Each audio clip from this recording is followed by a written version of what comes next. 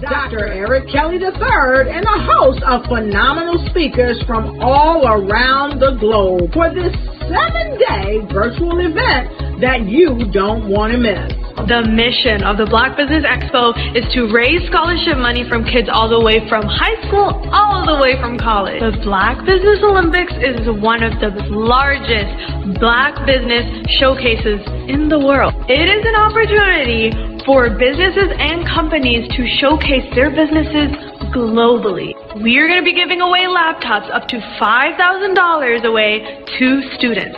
Again, I'm Olivia Appleberry, the founder of 2 Cents Finance and one of the speakers for the expo. I am so excited to see you there. For more info, go to www.blackbusinessexpousa.com or call 919-308-9090 and hope to see you there. I am Black Business.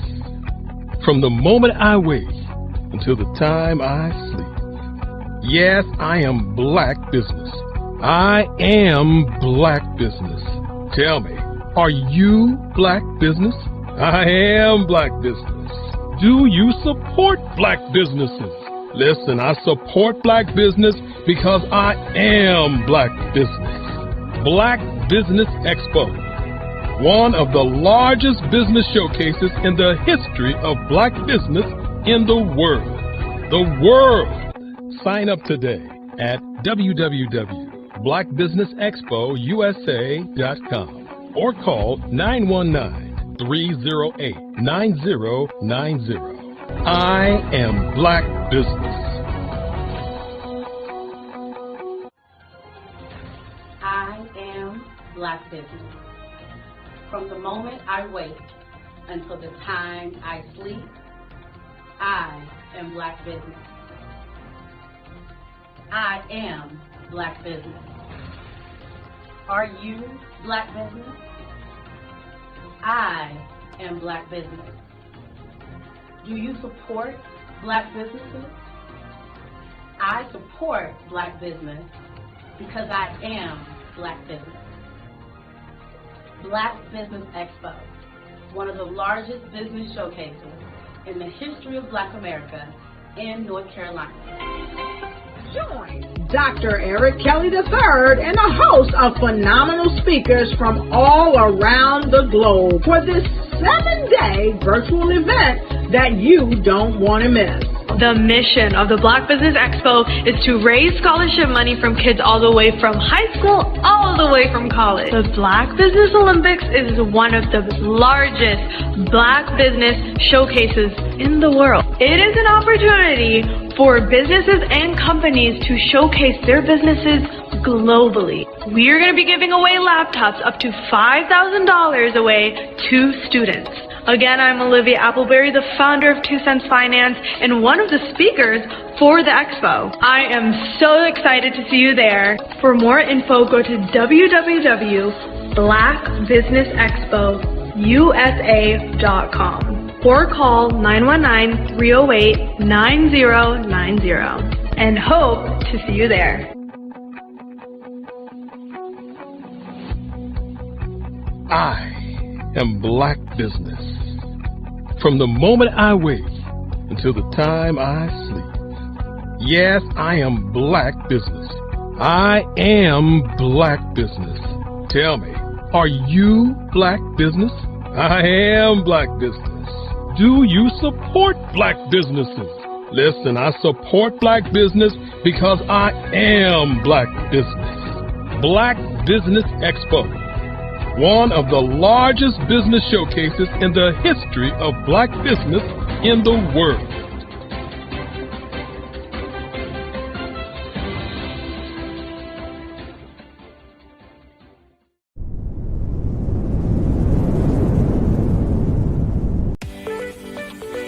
You are in the right place at the right time. The Black Business Network opens again for its Black Business Olympics, a 24/7 broadcast on business, strategies, global branding, social media marketing, finance, advertisement, and much, much more. Featuring the top, most powerful entrepreneurs and speakers and thought leaders from all around the world as they gather together for this phenomenal event. Join the Black Business Network streaming live into the metaverse, STEM City USA, Black Multiverse, Pod TV, Roku, Hulu, iHeartRadio, Apple TV, YouTube, TikTok, Instagram, Google Podcasts, Facebook, LinkedIn, IBM TV, Spotify, and Twitch. Tune in today and be a part of this amazing movement. The Black Business Olympics welcomes you.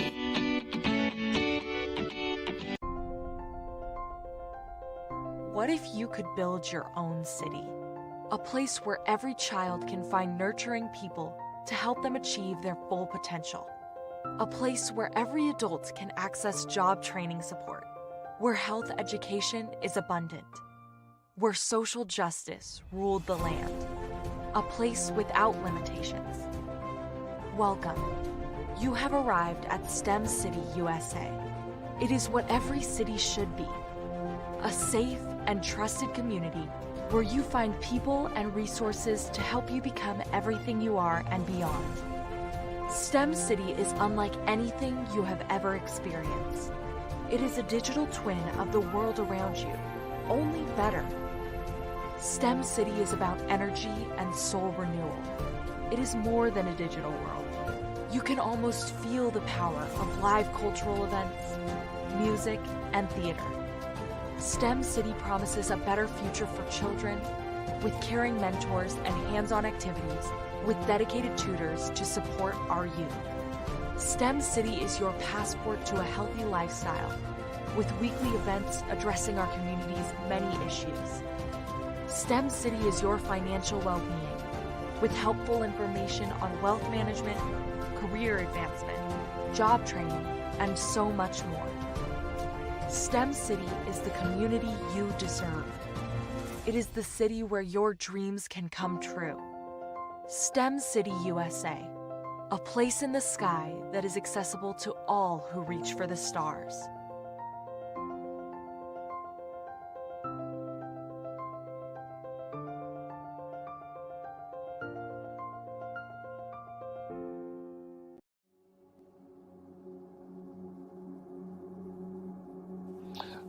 I was born and raised in southeastern West Virginia, the coal fields. My father was an AME minister.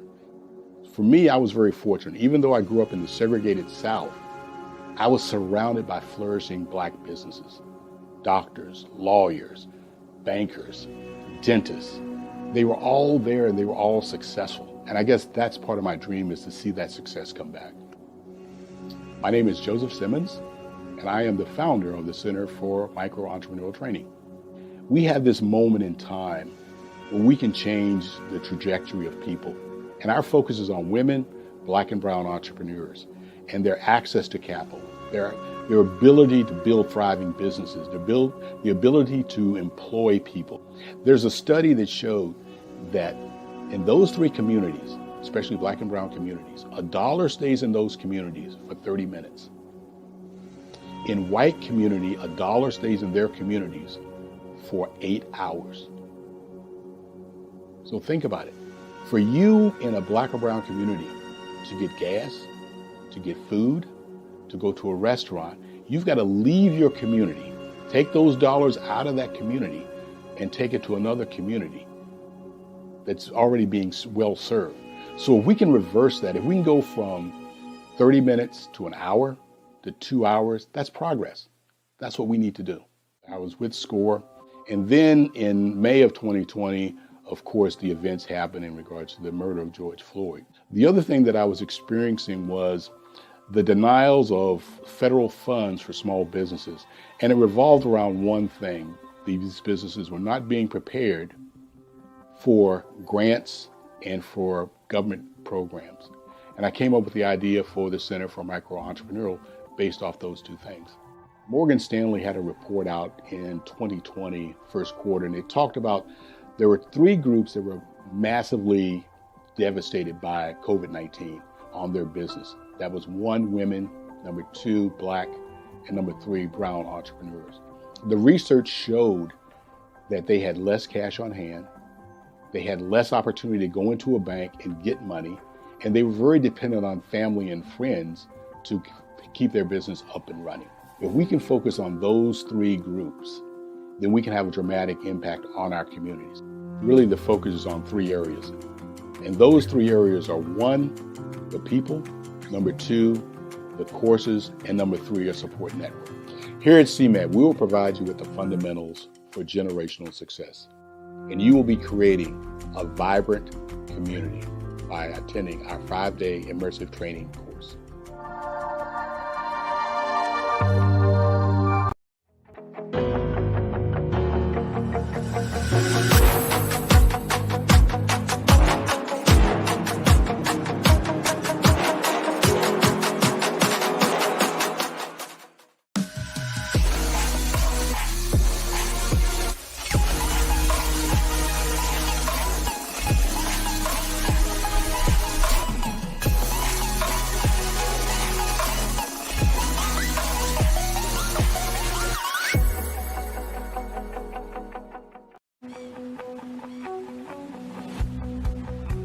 I am Black Business. From the moment I wake until the time I sleep. Yes, I am Black Business. I am Black Business. Tell me, are you Black Business? I am Black Business. Do you support Black businesses? Listen, I support Black business because I am Black Business. Black Business Expo, one of the largest business showcases in the history of Black business in the world. The world! Sign up today at www.blackbusinessexpousa.com or call 919-308-9090. I am Black Business.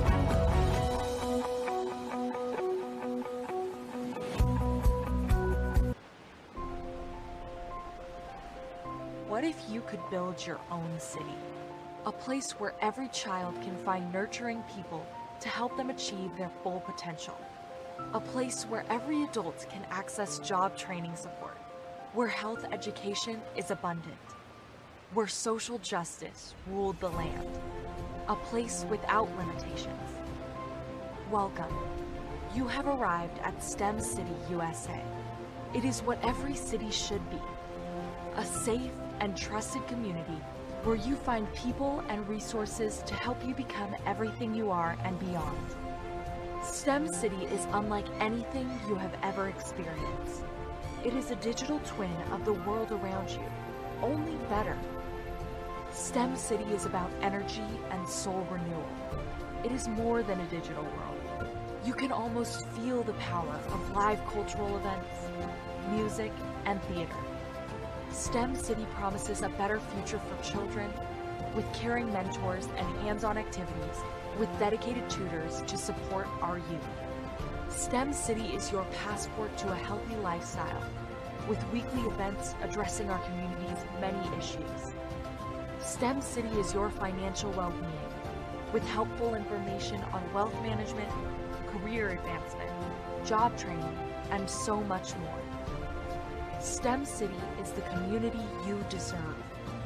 It is the city where your dreams can come true. STEM City USA, a place in the sky that is accessible to all who reach for the stars.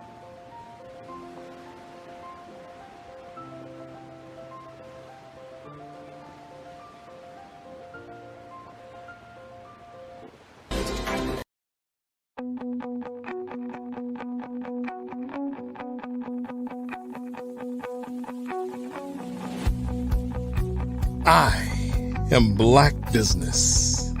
From the moment I wake until the time I sleep. Yes, I am Black Business. I am Black Business. Tell me, are you Black Business? I am Black Business. Do you support Black businesses? Listen, I support Black business because I am Black business. Black Business Expo, one of the largest business showcases in the history of Black business in the world. The world! Sign up today at www.blackbusinessexpousa.com or call 919-308-9090. I am Black business.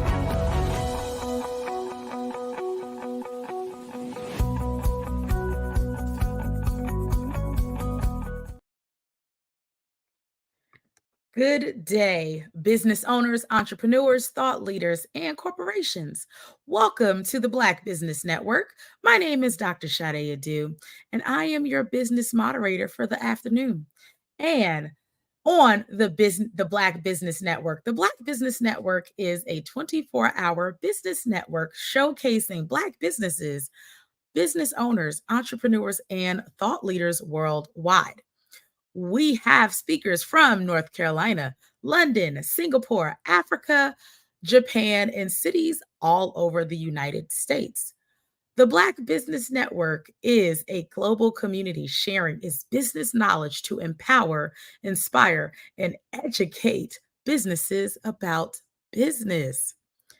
Our first speaker is Dr. Steph Audrey. Dr. Steph Audrey is the founder and CEO of Xenoverse Wellness Group, Inc., a global wellness organization formed to develop wellness 1 week at a time through its Med-Spa Tel system, strategically located across the Caribbean, United Kingdom, France, and Africa. Currently, locations are in Jamaica, with the UK and African markets opening soon. Her firm is also in the farming space, offering food as medicine, perishable, non-perishable, media kits, and tonics, supporting the various wellness protocols. Dr. Audrey codified her wellness delivery model as wellness as a service / solution. Xenoverse Wellness Group is a timely concept that was initially conceived when Dr. Audrey was just 14 years young. She imagined a wellness center. Later, while working in the hospitality industry for the Claremont Resort Hotel, she was on the marketing team when they rebranded the property after investing over $1 million to launch what was then a new concept: spas at hotels. Now we are going to be bringing up Dr. Steph Audrey to the stage. Welcome. Hi, Dr. Sade. Very nice to meet you. Thank you. Nice to meet you as well. And I know that you will be joined by Kitty Awadu, and this will be a fireside chat between the two of you.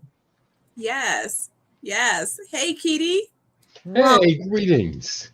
Greetings to my beloved doctor sisters. It's a pleasure and honor to be invited to this fireside chat circle. We are happy to have you. Genius is common, and I'll see you on the other side. Fantastic. Hey, Kitty. Well, guess what? We get to have a conversation today about something that is near and dear to your heart. Before we jump into that conversation, I want to tell folks a little bit about you, and then I want you to chime in and add to that richness.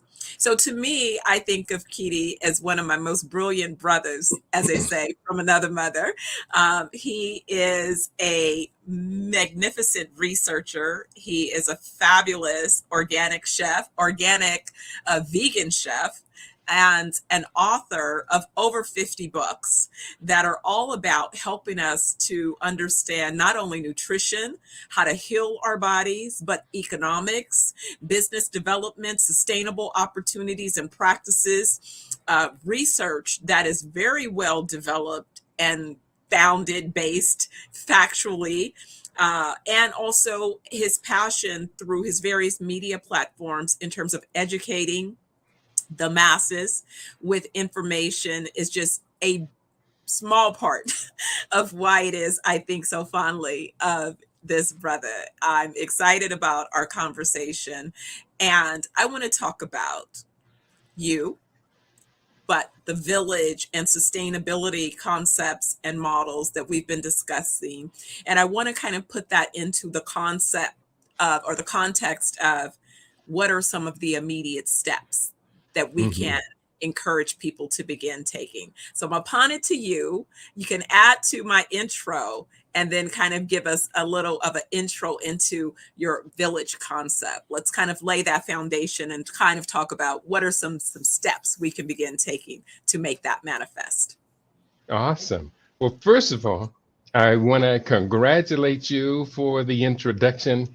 I like brief to the point introductions, and you do a good job of that, Dr. Steph. As you obviously are aware, we've done so many things. We sometimes want to talk about all those great things we've done, but when that encroaches upon the time that we need to excite, inform, and inspire other people to collaborate with us, then we got to make sure we got to make much, much more time for building forward. And that's why I'm very excited to be talking today about our idea of self-determination, intentional communities. Self-determination is, of course, the Kwanzaa principle of kujichagulia, the Swahili word or phrase for self-determination. I am honored to have just spent much of the morning. I prepared all week long, really for 2 weeks, preparing for the first of 3 presentations to an online community about our kujichagulia village projects. And I'm so wonderfully excited. Steps to initiate this. Amongst the first thing to initiate it is, of course, our communications initiatives. We are calling for and engaging in right now a series of digital town hall meetings where like-minded people can get together, share our common values with a stated set of goals that would unify us all towards actions to consolidate those values to be able to transfer to our generation and future generations. So the idea of intentional communities, you know, this is not new for Black people in the United States and in other countries. In putting the story together of the Kujichagulia villages, I take us back 200 years to the 1820s through the 1920s, when there were at least a minimum of 200 intentional communities, villages, municipalities put together by Black people for the best self-interest of community. In the state of Texas alone, there were 357 documented settlements of Black communities who came together to build together, grow together, educate their children together, and create preserves where they could be as autonomous as their creativity and resourcefulness would put it. Doc, at this time, you and I share this vision, and hopefully by the end of our fireside chat today, a lot more people will be thinking about joining with others for collaborative projects we call Kujichagulia villages. Well, in this, what I see is we're talking about collective enterprise. And before you and I joined the show today, there was a commercial that was airing where one of the highlights that was referenced from this micro enterprise system solution training center was that the dollars in community. So what I want to do is kind of take the villages, the Kujichagulia villages, from this idea of the vision to kind of great, let's talk about what's happening right now in communities, in economies, right? Because let's move it from, there is a history, and I realize that there's a lot of people that are not aware of the history. They're not aware of villages and structures. You know, when we travel around the world, we see different communities structured and operating and functioning. So again, yes, this is not anything new. The challenge is, where are there communities that are set up as thriving communities across the US? And also, how can we create partnerships and alliances with those communities that are functioning and formed in other regions of the world that might benefit from some of what it is we have? What I think we have in the US, those of us who are in the bucket of, those of African descent in the country. What we've had, if we've had an opportunity to participate in business and industry, is oftentimes we've gained a lot of skills and insights on how the US operates as an economy, how it sees itself as a thriving country, right? And you build a country, you build an economy so that you can sustain yourself. And even though some of those initial practices, many of those practices are built on, the basic pillars that every business needs, is you need access to some type of raw materials, you need labor, and you need capital. At the core, that's what every business, every enterprise, every community needs as a basis to begin. Now, the US and other superpowers decided that they were going to divvy up the world and put the world as their resources so that they would have unlimited access to resources, to raw materials, and then that instead of having to pay wages, that it would be better to use slave labor, excuse me, and with that be able to build out industry and sector without having to pay for those initial investments. Same thing with the raw materials, to go to other countries and overpower the people, the natives to those lands and those economies, and take it and then repurpose it for their own benefit, and then monetize that, and then create sustainable systems and laws and all of this infrastructure that would allow that to continue. All right, we're talking about villages that can be created. And I'm kind of saying, so are we looking to do that in the US? Are we aiming to do that in other parts of the world? Kind of, let's bring it down from, the vision to where is it being executed and planned, and how then can we put in place those initial steps? Mm-hmm. You made some very salient points during that introduction to the question, of which I gathered from it that we have, to too great extent, been only in a reactive position, responding to the game being played by other players who seem to understand the game and impose their will upon us. At this particular point, you and I realize the shortcomings of constantly being in a reactive state. So therefore, we shift to a creative, proactive state. Hence, we do make these plans of Kujichagulia villages. I'm glad that you mentioned about the connection of the villages to the land. Land, Mother Earth, is the source of being. Land with water is where life emerges and where life can be expected for continuity. So in the United States, where I began working on these visionary projects, we call Kujichagulia villages around 2006, 2008. We were able to partner up initially with 3 land holdings in Louisiana, near Colfax, Louisiana, which was the site of an 1873 massacre. The Colfax massacre occurred on April 13, where an estimated 150 blacks were killed during a terrorist mob massacre. Well, near there, the Kimball family has allocated their 74 acres of land for us to come through and build together as partners. 40 acres of land in Pembroke Township, which is about 60 miles south of Chicago, used to be a widely inhabited large black township, but has unfortunately been largely abandoned since the last major industries pulled out of the area and just left nothing behind. And then there was a 123-acre project, which took place in Druryville, western part of the Virginia province, where Baba Khalifa, as I know him, purchased the land where Nat Turner was born, immediately adjacent to the territory where Nat Turner's rebellion took place. And so we began building in partnership with them about the same time. Later, we took on a 4th project domestically, the Oyotunji African Village, which is the first part of a U.S. territory designated specifically for an autonomous African kingdom.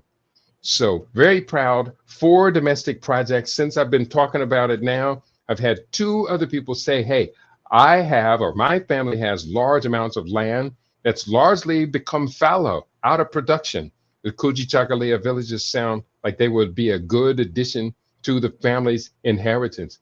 And we have been working on, in the past, 3 African continental Kujichagulia village projects: the Ikolaja School in Benin, the Harambe gardening project, Harambe Youth Gardening Project in Zimbabwe, as well as Kujichagulia Village Project at the Lion's Den in Akosombo, Eastern Ghana.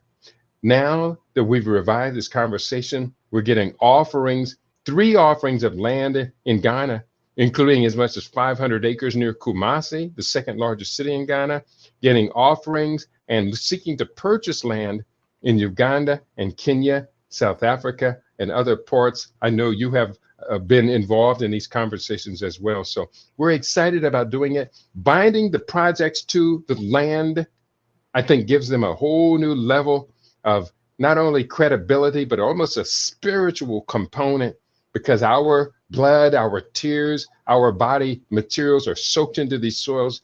It's time to reach our hands back into those soils and pull out productivity, many times from the suffering of our ancestors. It's a good time to get excited. Then, as you point out, nothing goes forward without a good plan that incorporates direct investment.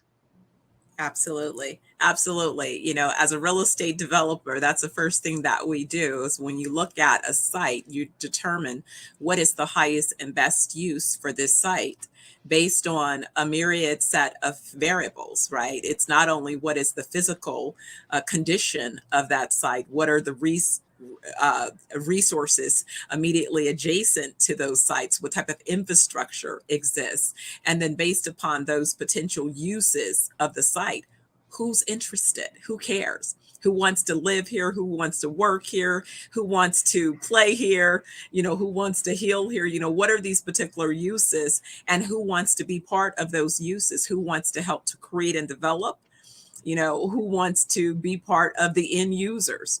And so as you begin to identify, you know, kind of that scope, right, then you could come up, then what is the schedule? And then what is the budget that's necessary? And then you could begin going through a particular process. And so that's what I think is so important, because again, plans is how you figure out, you know, what is it that we're going to require as resources, and how then do we turn those resources into outputs, so that we're able to respond to the various types of resources that are needed to make a sustainable plan. So when you say that you started on some projects in the US, and now that the conversation has been, you know, regenerated and there's a new level of interest, what is the new kind of working timeline in terms of interest and kind of the gap of where you are in this planning process to what your next set of milestones might be? Mm-hmm. The first stage of our efforts at this time are centered around building the collaborative network. Building the collaborative network requires us to find as many like-minded people who are ready, willing, and able to go beyond mere conversational engagement towards these Kujichagulia village developments. So right now, I have scheduled and we are engaging a series of digital town hall meetings, virtual conferences similar to what we're doing here on the Black Business Network, that will bring the like-minded people together. I'm very happy, very proud that I have the book out as a working model of what we have done and what we intend to do. It's very, very clear about what our plans are, including 110 economic viabilities, practical viabilities that could be accomplished through our villages. Among the many needs, and I think this is really amongst the most important parts, that our plans must be practical at solving problems, challenges, at drawing our resources and our creativity all together to be able to put something on the table that becomes tangible. Because quite simply, I have found, and I believe you would agree, that unless we put tangibilities on the table that actually transform people's lives, the younger generations tend to look at us and roll their eyes and twist their head saying, oh boy, here comes some more of that old folks black talk. Well, I agree with the young people. They need much more substance than that. They need something that's going to be a part of their tangible reality. Does it not only put food on the table, but does it buy a table? Does it secure a home to put the table in? We're going to have to be thinking at that level. So we are building this constituency. I have produced a set of 10 1 to 90 minute, 1 hour to 90 minute broadcasts focusing on specific avenues of Kujichagulia village developments, such as the history of Black towns and how did they capitalize on what I call the 6 pillars of empire to come into existence. And if they no longer do exist, what led to the downfall of Black Wall Street, of Colfax and Rosewood. Boley is still around, but Boley is nowhere near its glory when it was one of the very symbols of Black autonomous and sovereign success in the United States. We had to be very clear about the contemporary challenges we face. African Americans, this beautiful people to which you and I have our loyalty and allegiance, African Americans are not particularly healthy in an environment where the nation, compared to other wealthy developed nations, is not a healthy nation. So if we are the sickest within a sicker nation, we have to ask the question, at what point do we take responsibility for changing this reality? How can we engage in projects that will cut the rate of infant and maternal mortality? Because quite simply, if we cannot replicate ourselves, if we cannot maintain our progressive demographics, we lose everything. At present, African Americans contribute out of pocket $94.1 billion annually to be the sickest people in the sickest nation.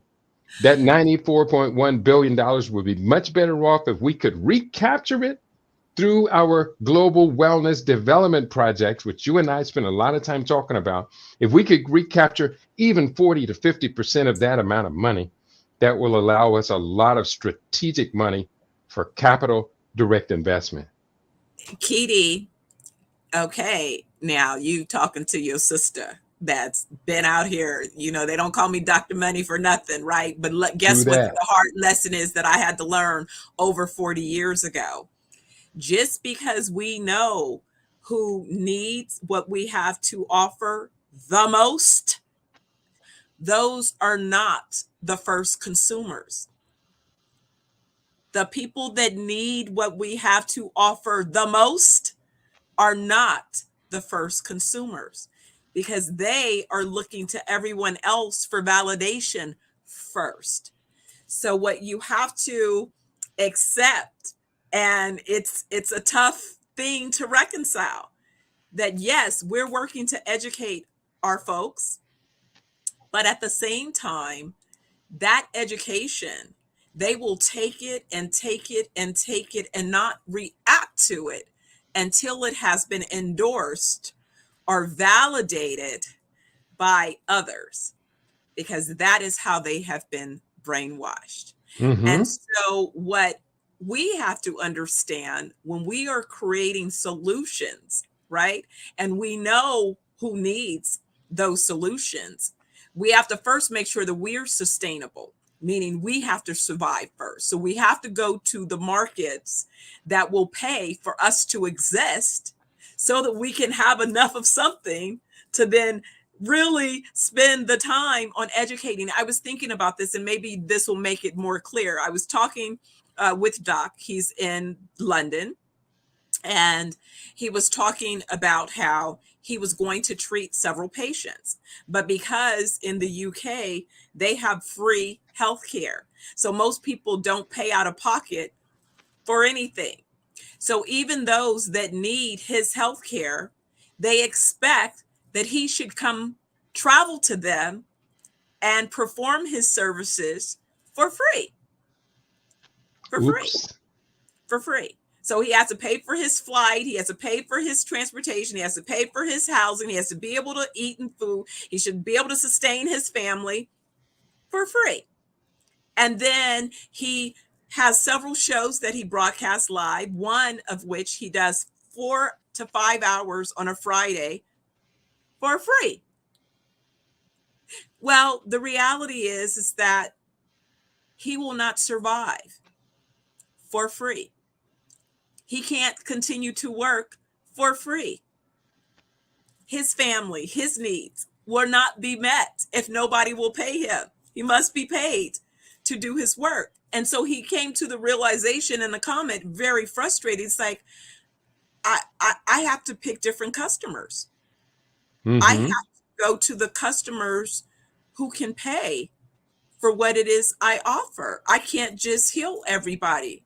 And I was explaining exactly. That is why the number one mistake that we make is, and I made that mistake early on in business 40 years ago, but I learned quick and fast that if I wanted to survive in business, I had to pick different customers. I had to pick customers that had the resources and the willingness to pay for what it was I was bringing to market. And what say you? Wow. Wow. In the course of change in the world, and in the course of game theory, which I've been spending a lot of time pondering around this idea that everything is competition at this point. And those who have the lead in the competition have a tendency also to kind of crush their opponents who are just kind of realizing that the game even exists. But amongst the many things that we can bring to impact are what are called communications initiatives, also known as positive propaganda, as well as social engineering, meaning through a deliberate set of 26 policies, all linked together, social engineering, you create within the target audience a mindset that compels them to comply with your strategic plan, your game theory strategies. In the book Hidden Persuaders by Vance Packard, published in 1957, he included an essay by a social scientist from University of Virginia, Professor Philip J. Allen. And within their commentary, he showcased a 26-point plan for social engineering to create the kind of society that you scientifically have planned for. I'm not going to read that. I do include that in the book, Kujichagulia Villages, to understand, yes, we recognize we're coming from a tremendous deficit, but the tools exist for us to overcome this deficit. We have to just to apply the tools with enough persistence until we finally seize the momentum and can build on the other side of we're winners now. And we know we're winners, and here's what winners do. But these do require sufficient financial backing to constantly communicate the defined values that wish to be installed and instilled within the target audience, to be very consistent, to incorporate all of the major social institutions, education, religion, leisure time, mass communications, education. All of these are incorporated towards a master plan. I'm really excited about what all of my studies have presented for us to utilize at this particular time, because I'm convinced that for all of the problems, all of the challenges our people face, and they are no small set of problems, Kujichagulia Villages stands as perhaps one of the single most important methodologies for addressing all of these problems and challenges in a holistic way. Absolutely. Well, I think that it's important to have, this is, a lot of what people don't realize is that there's a lot of thought leadership, think tanks that are formed to study different topics, different elements, different interests. The Milken Institute. There's all kind of institutes that have been formed over the years, and they take on the responsibility of planning for whatever it is the focus. If it's something that they believe that's an endangered species, or, something that, we believe that is necessary as it relates to a raw material, plants, animal, humanity, all of these different things. And what has been lacking is a lot of focused study on what is it that would help support the sustainability of those of us of African descent, those of us who are, native to particular lands and areas and regions of the world, those native environments that oftentimes we were the cultivators of, which is why they're mineral rich and dense and all of these things, especially when we talk about the continent and why it's being pillaged, right? Why the narrative for those of us in America is no, stay over in America while we go over to the continent and pillage all of the resources, so that by the time you realize that you had something in terms of your family lineage there, it's gone, right? By the time you figure it out, we've already grabbed it and redeveloped it, and we've owned it, right? We've taken control of your, legacy, your inheritance, if you will. That's right. But I think that when you talk about this, Katie, that's where we have to break it down into a conversation that's as simple as, if I am a young Gen Z, a young millennial, and I have boomer or Gen X parents, and I am noticing that my parents have limited inheritance to pass forward to me, how can I begin now, if we want to use things like compounding interest or the advantage of being ahead of the curve? You invest when there is an opportunity to realize a gain on your investment. And that is typically before other people have already made the investment. So if you want to be a first mover, then you should be putting down money on land.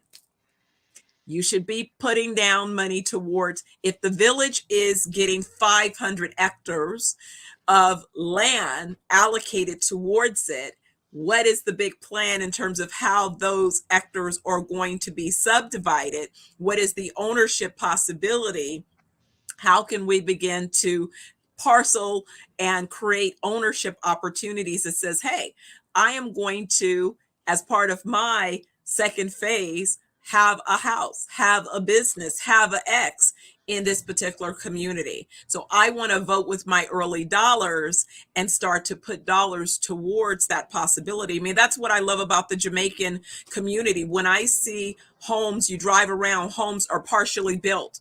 And I used to wonder when I first, started spending time in these sub-communities, why is there one story of a house, but then you see infrastructure stubbed in for a second story, but that second story hasn't been finished? And they say, no, Jamaicans go to Canada, they go to the UK, they go to America, and they work and they send money back and they build as they're earning the money, so that by the time they're ready to retire, they can come home to a fully built home that they were able to pay off and own, so that when they retire, now they know that they can come back home and have a place to live. Mm-hmm. And I would think that this opportunity we would be planning and discussing in a similar fashion to help people understand that it doesn't magically manifest.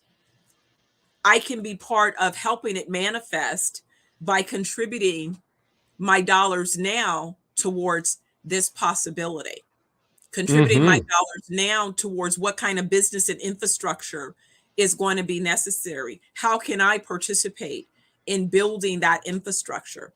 What talents can I bring towards this overall possibility and help create a solution?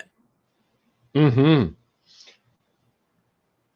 As I was listening to talk, it reminded me that powerful nations didn't necessarily have the cash on hand to build their instruments and their foundations, their infrastructure of their national power. Many times what they had was a source where these resources would be coming. France did it, United States did it, UK did it. And by having access to where the natural resources would be coming from, then the banks in Paris, London, New York and other places could then begin to leverage their power in lending for future development, just as long as they were assured that those resources would continue to be coming. That all now is reflecting on one of the latest trends happening in global economics in fintech, financial technologies, that we're seeing the rise now of central bank digital currencies, what are called CBDCs.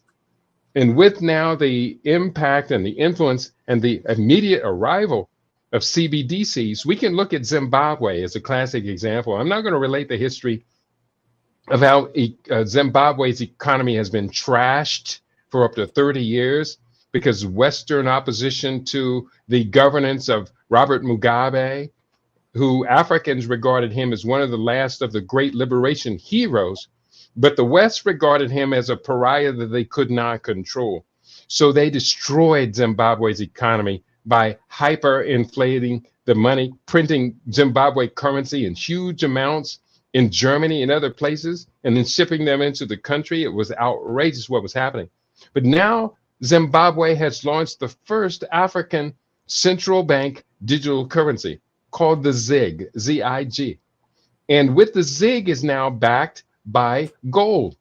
We recall the US took itself off of the gold standard and many other nations followed and then went into the SWIFT system, which was dominated by the US petrodollar for 30 years. Again, that's history. We don't need to repeat all of that. But the future is central bank digital currencies backed by and backing the sovereign wealth of that nation. And so in attempting to destroy Zimbabwe's currency going forward, they would have to destroy the international gold market. And that quite simply is not going to happen. I ask this question frequently of African Americans, and I wish they understood the question the way it means. What would you do if you had access to a $24 trillion line of credit? Well, the answer is I would do everything, including the following, which have been my goals and plans. Well, this is what the Western banking institutions have been enjoying as they have controlled natural resources from around the world. They have been enjoying quadrillions of dollars of lines of credit. And they use those lines of credit to suck the money out of the working population, who don't work for fiat dollars. We work for labor added value in our currency, but the big banks take that and turn that into fiat currency. I hope that wasn't too complicated, but we're starting now to figure out global economics at a whole new level. Yes, but you touch on something that is critical. I mean, this is one of the things that I keep expressing in my other hat of business, Blue Diamond Capital, where I help to not only direct but advise companies around their commercial financing requirements, building out sufficient capacity so that they could grow. But capital is available in abundance. If it is that you're not successful with capitalizing your business, your vision, your business plans, it's because you're not understanding what it takes to access the capital, meaning that you're not presenting your business in a manner that can allow it to be capitalized. It becomes very simple, but it's information that you must know and understand. I was explaining this to an entrepreneur the other day. If you've been working as an employee and you think of capital from the standpoint of the employee, but now you're operating a business, you are not looking at capital through the appropriate lens. Because Correct. Capital for a business is very different than the realities of capital when you are an employee. As a business, you want an unlimited set of lines of credit, of access to resources, so that you can continue to sustain and expand your business when you have a viable business model. But that's what's required, is a viable business model. in order to attract capital and all of the resources necessary. So I think when you talk about these countries and the country plans and building out the village and building out the sustainability, we must understand those tools. We must understand and pay attention to how our countries repositioning themselves for growth. Yes, many are moving to digital currencies that are backed by gold. What does that mean?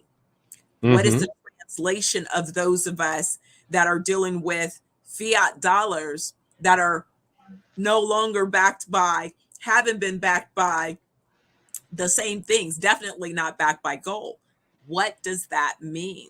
Does that mean that there's going to be a shift in the values of those dollars? Is there really something more to this war between Russia? What is happening with China and their Russian alliance? What is happening with China, Russia, and the various countries in Africa where there's some type of communication? Oh, wait a second. What is happening with the UK? What is happening with France? These types of conversations oftentimes are not being had. It kind of just, it's going by. But those are the things that we should be paying attention to. I always say, let's start with the money. Who's making money? Who cares and who pays and who benefits? That's right. Who cares, who pays, and who benefits? That's right. Let's start there. And I think one of the things that leads to our misunderstanding and our shortcoming is a lot of us don't understand the distinction between what you and I are referring to as fiat currency and what I call LEDs, labor earned dollars. The fiat people get access to a system that's fundamentally imbalanced and in their favor, while as we who's struggling for labor earned dollars are expected to compete against them. We're going to have to rewrite the rules. And obviously, you and I are going to have to return to this conversation a number of times because we need to bring a lot more people along on this understanding, Doc. Absolutely. That's why I love every opportunity we get to, to speak, to discuss these ideals, because, for me, my whole thing is about, I get, let's make the big plan, but I'm all about, let's also get practical. What can we do today? Right? That's right. Let me see you vote today that you're in, if it's as simple as taking an action and getting on the email list, right? In fact, Keedy, how is it that people should get in contact with you to learn more about the plans? How can we have them start voting with signing up to be on the information flow? Yeah, I'm going to give out my text number. Now, I ask people text me before calling this number. If you call without texting, probably I will not answer it. Text me at 702-580-0662. And much of what we focused on today was the plans now to build out, again, the Kujichagulia villages. Well, that is the website, Kuji, Kuji, Chagulia, Chagulia, Kujichagulia villages.com. You'll see the book, videos, and other things related to that. And I look forward to collaborating, cooperating, and building together with my Black Business Network family. And you, Doc, you know how we roll. Thank you so much to both of you for today. That was a very enlightening and powerful conversation. Genius is common, and I'll see you on the other side. Thank Good you. to see you, Doc. For having us.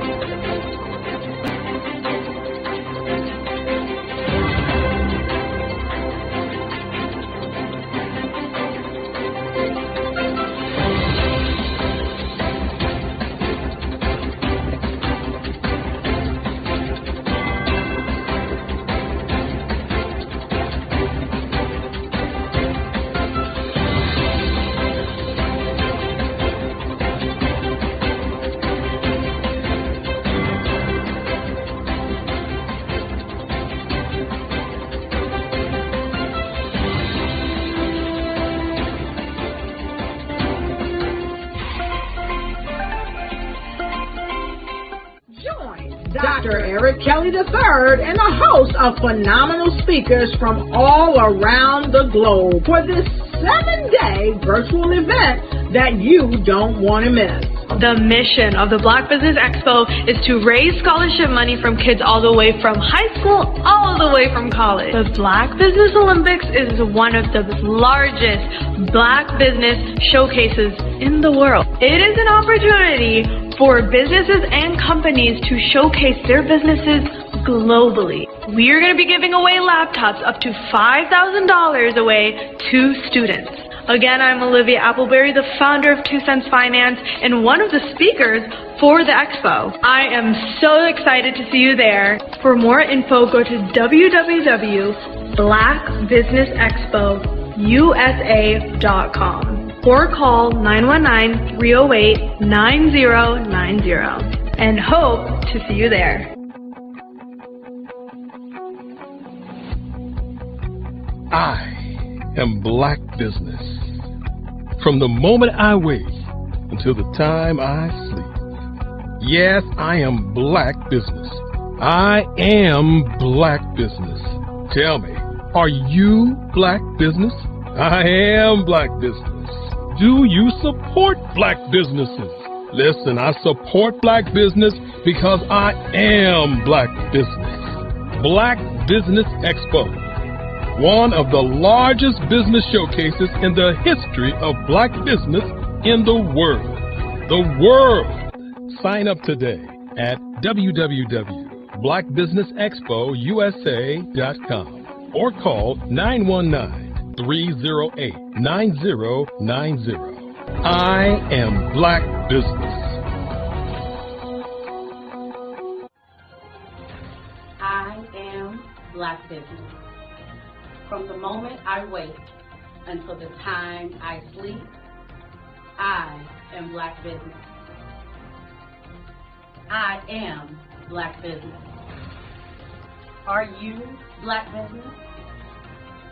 I am Black Business. Do you support Black businesses? I support Black business because I am Black Business. Black Business Expo, one of the largest business showcases in the history of Black America in North Carolina. Join Dr. Eric Kelly III and a host of phenomenal speakers from all around the globe for this 7-day virtual event that you don't want to miss. The mission of the Black Business Expo is to raise scholarship money from kids all the way from high school, all the way from college. The Black Business Olympics is one of the largest Black business showcases in the world. It is an opportunity for businesses and companies to showcase their businesses globally. We are going to be giving away laptops up to $5,000 away to students. Again, I'm Olivia Appleberry, the founder of 2 Cents Finance and one of the speakers for the expo. I am so excited to see you there. For more info, go to www.blackbusinessexpousa.com or call 919-308-9090 and hope to see you there. I am Black Business. From the moment I wake until the time I sleep. Yes, I am Black Business. I am Black Business. Tell me, are you Black Business? I am Black Business. Do you support Black businesses? Listen, I support Black business because I am Black Business. Black Business Expo, one of the largest business showcases in the history of Black business in the world.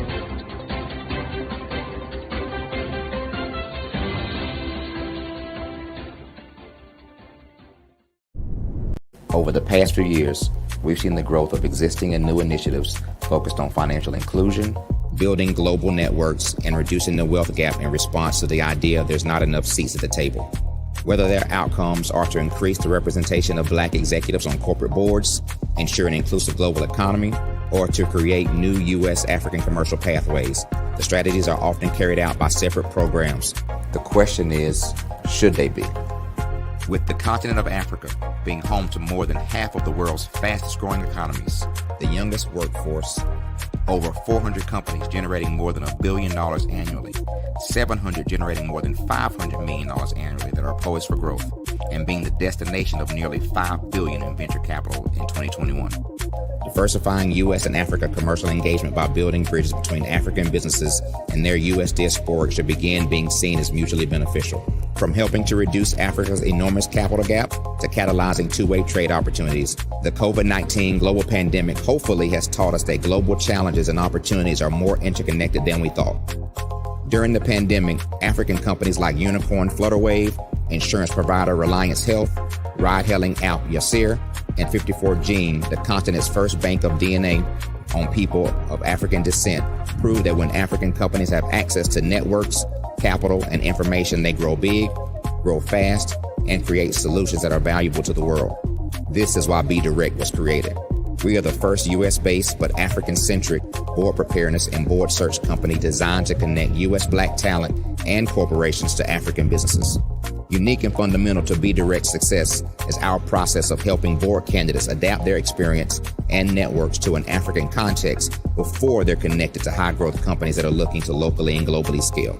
From our focus groups with African business execs and government leaders, we don't ignore the sentiment that business is easy, but people are hard. Having a pool of board candidates with hard-to-access networks and extensive experience across the business life cycle, including successfully raising capital, is table stakes for an initiative like this. So yes, we have that. But corporate or entrepreneurial success in the U.S. does not guarantee success in Africa. Developed alongside industry partners on the continent, our training program, Be Direct Prep, is designed to transpose their experience to create cultural comfort, understanding, and a commitment to helping businesses in Africa scale.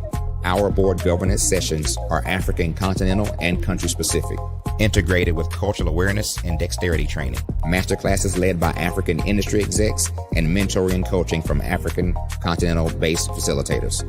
But even more unique to Be Direct Prep, we cap off our training program with an immersion trip to help candidates that have not been to Africa before see and feel Africa's complexity and opportunity from African soil. We all know traditional network-based board placement has historically left a lot of us out of ever really being in the paid board pipeline. Our strategy supports the work of many great organizations that are successfully filling seats at U.S. board tables by creating more tables for those that are still left on the sideline. It's time to start seeing the role and value of U.S. Black talent and businesses on the continent of Africa differently. Old perceptions and habits limit economic inclusion. Let's transition Black talent and the African businesses they will support from the periphery of the global economy to its core. Living in a global lockdown, we all know now how fast local and global economies can change, and see the value of having businesses that hire, strengthen local value chains, and even grow globally. Status quo in any form holds back progress. We must democratize U.S.-Africa commercial engagement by socially and economically connecting cultures that have long been disconnected. It's time for Africa's U.S. diaspora to redefine their global value by helping African businesses scale continentally and globally.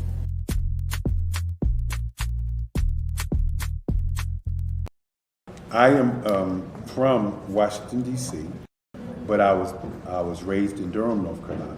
I came to Durham when I was about 5 or 6, and then I traveled back and forth to D.C. because it's where my people are from.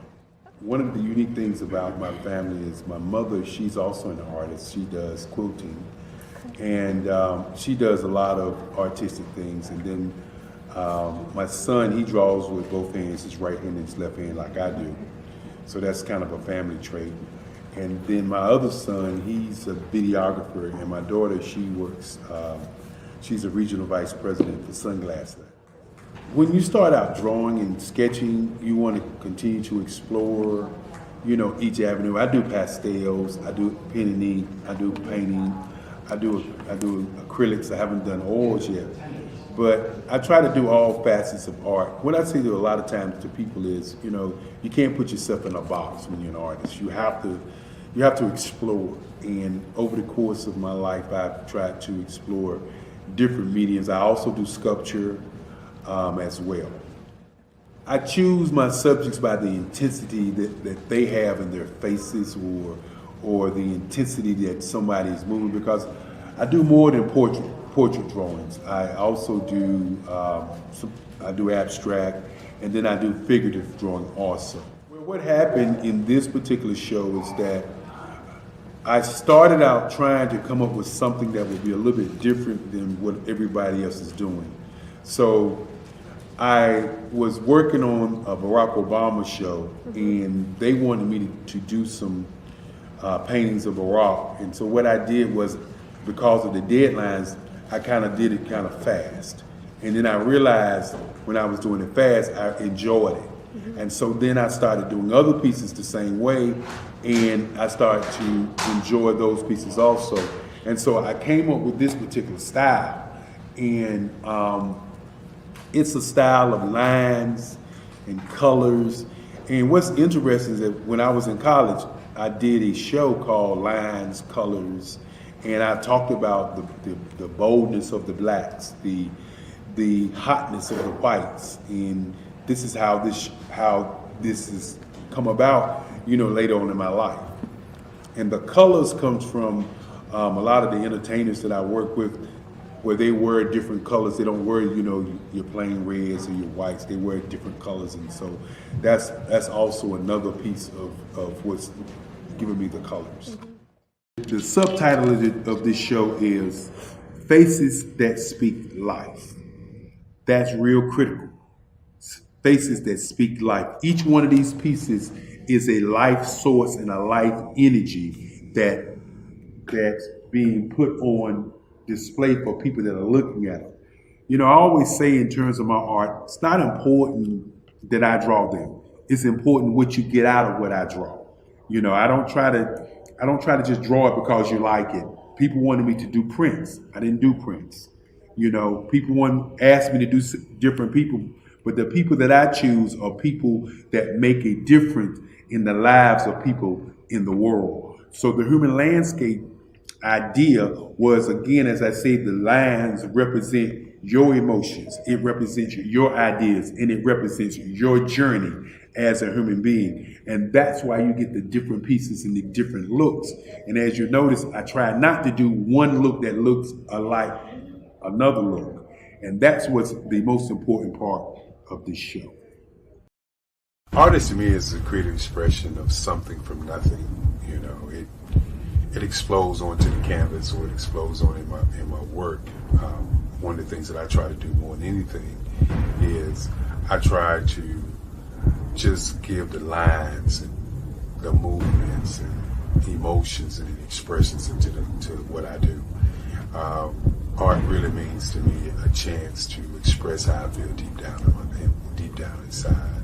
Most of my art begins as a thought that I might have, whether it's sports, whether it's history, whether it's a woman or a man. It pretty much starts as an idea of thought before I get into the actual image of what I'm going to draw. I do a lot of historical pieces. I was a history minor in college, and I love to do history pieces. And a lot of times I'm thinking about history, and then I try to make that history impact you as you look at it. That's one of the reasons I do pictures so large. People ask me, why do I do the pictures so big? And I tell them, I want the piece to impact them as they're looking at it, to kind of dominate them, dominate their space. And most of my pieces I try to do off page. I don't try to do anything that's going to be in those four corners or in a square. And I want your imagination to be a part of the piece that you're looking at.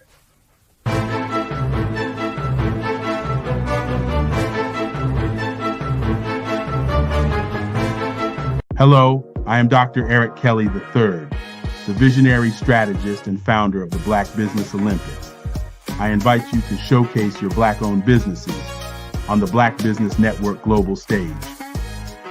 The Black Business Olympics is a global Black Business Network platform that propels Black-owned businesses into the international spotlight. By showcasing your business on the Black Business Olympics platform, you can reach a worldwide audience of potential customers, partners, and investors. You can also establish yourself as a thought leader and expert in your field, attract lucrative partnerships, and more speaking engagements.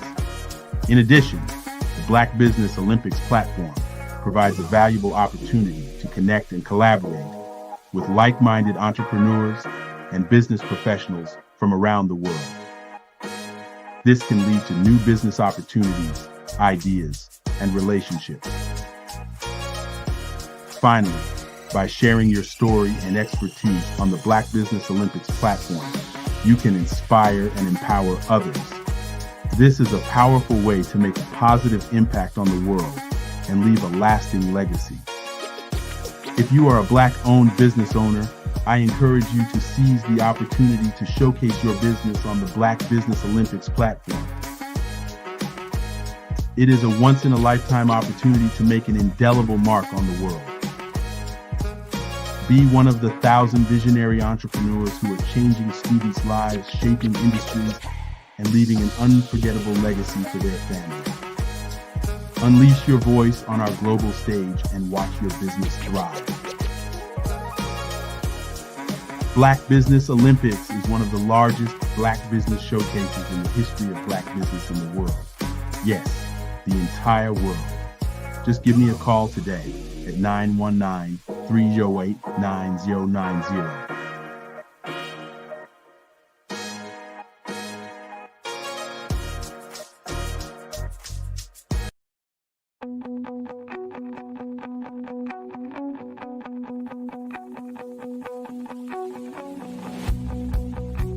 I am Black Business. From the moment I wake until the time I sleep. Yes, I am Black Business. I am Black Business. Tell me, are you Black Business? I am Black Business. Do you support Black businesses? Listen, I support Black business because I am Black Business. Black Business Expo, one of the largest business showcases in the history of Black business in the world. The world! Sign up today at www.blackbusinessexpousa.com or call 919-308-9090. I am Black Business.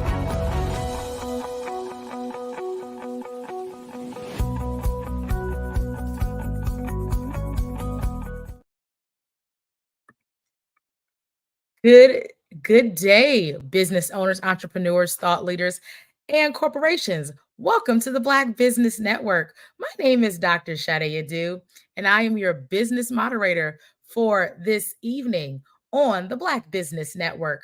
The Black Business Network is a 24-hour network showcasing Black businesses, Black businesses, business owners, entrepreneurs, and thought leaders worldwide. We have speakers from North Carolina, London, Singapore, Africa, Japan, and cities all over the United States. The Black Business Network is a global community sharing its business knowledge to empower, inspire, and educate Black businesses about business. Our first speaker for this evening is Dr. Steph Audrey. Dr. Audrey is the founder and CEO of Xenoverse Wellness Group, a global wellness organization formed to deliver wellness 1 week at a time through its Med Spa Tel, strategically located across the Caribbean, UK, France, and Africa. Currently, locations are in Jamaica, with the UK and African markets opening soon. Her firm is also in the farming space, offering food as medicine, perishable, non-perishable, medical meal kits, and tonics supporting the various wellness protocols. Dr. Audrey codified her wellness delivery model as wellness as a service or solution. Xenoverse Wellness Group is a timely concept that was initially conceived when Dr. Audrey was just 14 years young. She imagined a wellness center. Later, While working in the hospitality industry for the Claremont Resort Hotel, she was on the marketing team when they rebranded the property after investing over $1 million to launch what then was a new concept to have spas at hotels. We are excited to have Dr. Audrey join us, Steph Audrey join us this evening for a fireside chat where we're going to learn a little bit more about her business and what she's currently working on. Dr. Steph, how are you doing today? We're happy to have you again. We just have you on mute, and we're looking forward to hearing from you.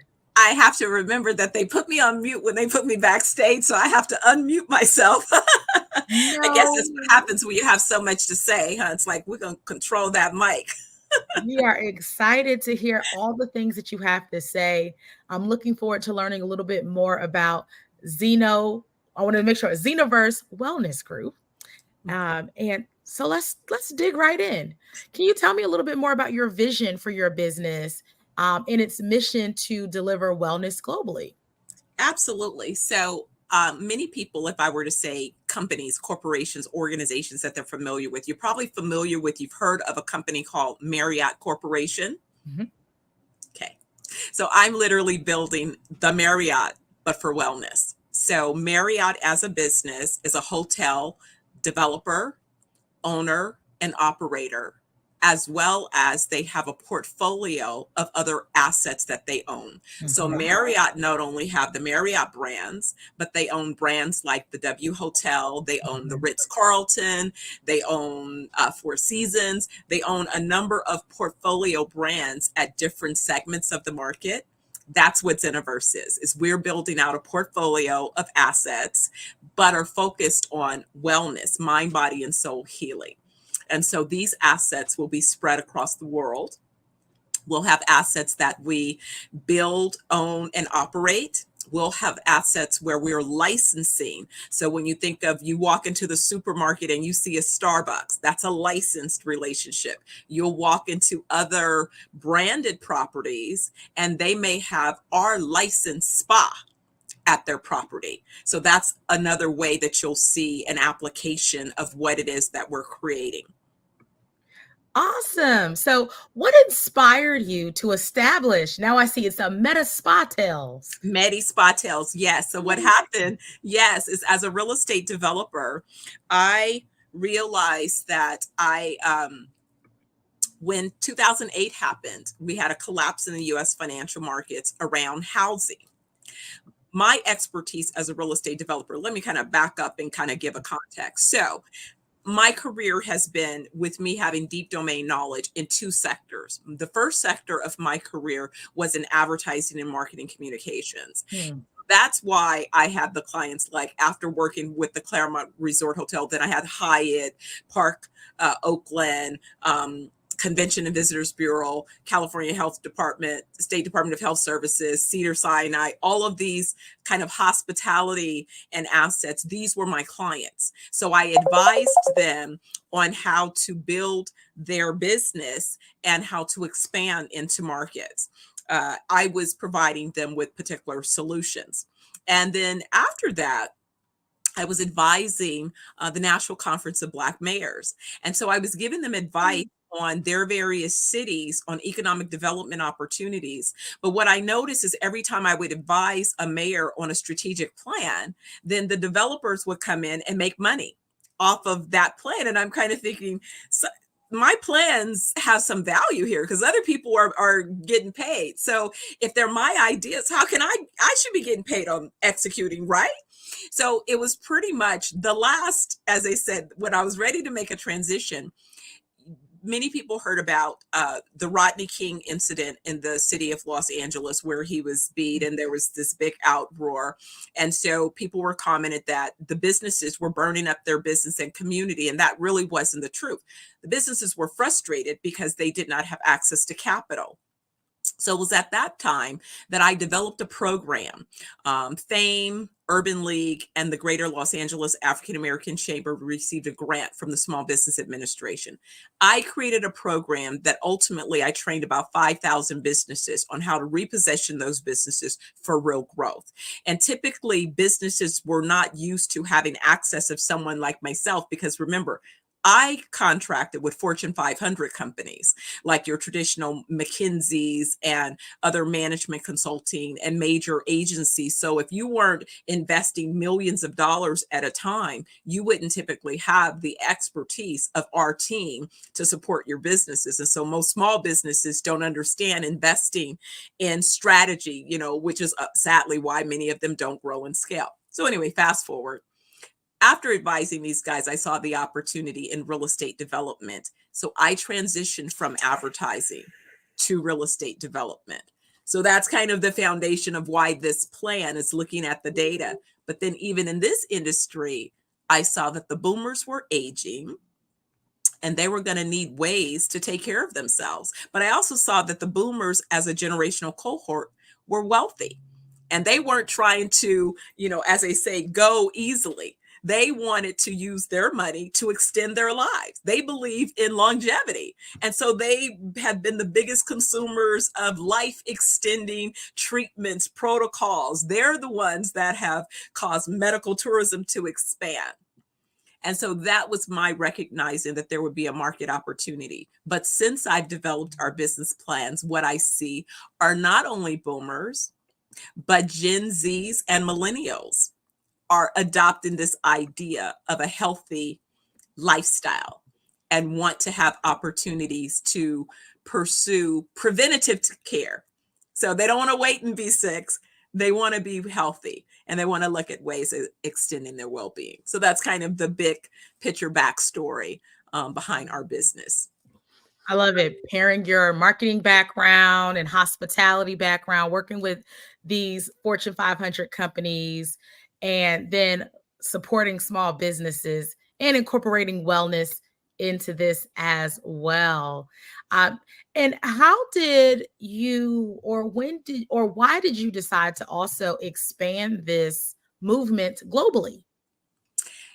Thank you. That is really such a good question, because originally my plans, of course, being American, was to build out my developments in the US and then expand globally.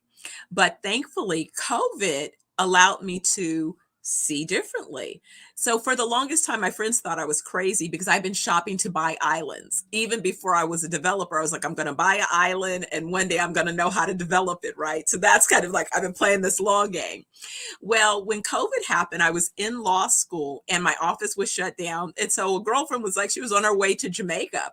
So she said, I'm going to Jamaica for a month. And I was like, well, can I come? And that month turned into a 3-month stay for me. Now, mind you, I had been studying Jamaica for about 30 years, because when I first said that I wanted to move into real estate development, I was presented with an opportunity to develop a Hyatt in Jamaica 30 years ago. But at that time, I was still CEO of my advertising agency, and I wasn't ready to just make a blind leap, right, into a whole new sector that I didn't know what the technical skills were required and all of those things. So anyway, now fast forward. So I go to Jamaica, and while I'm there, I realize, oh my goodness, I could literally launch my business from Jamaica. I could have a better market opportunity and advantage.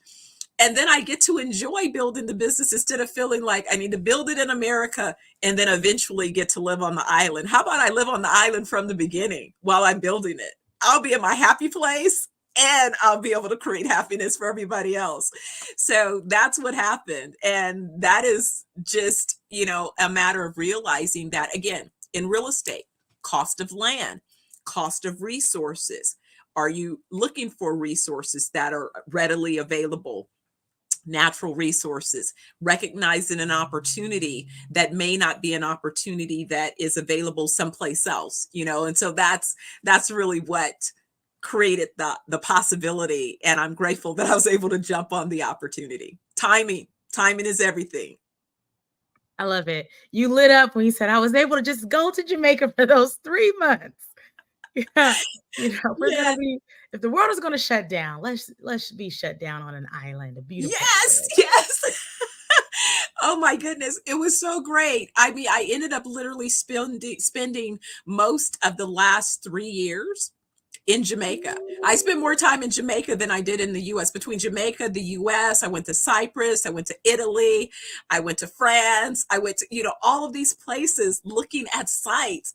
I'm on my way back to the Bahamas to meet with some more money folks, and then we're on our way to Senegal. So, I mean, it's like,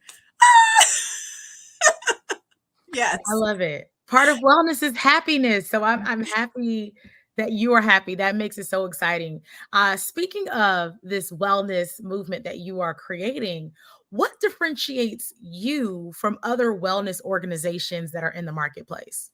Absolutely. So I think it's a lot of what it is we've not only determined as our treatment protocols, but so my chief medical and research officer, Dr. Aubrey Oliver, is my partner in executing these business plans, and he is a functional medicine physician. And so he has been treating patients for the last 15 years, developing his practices and protocols.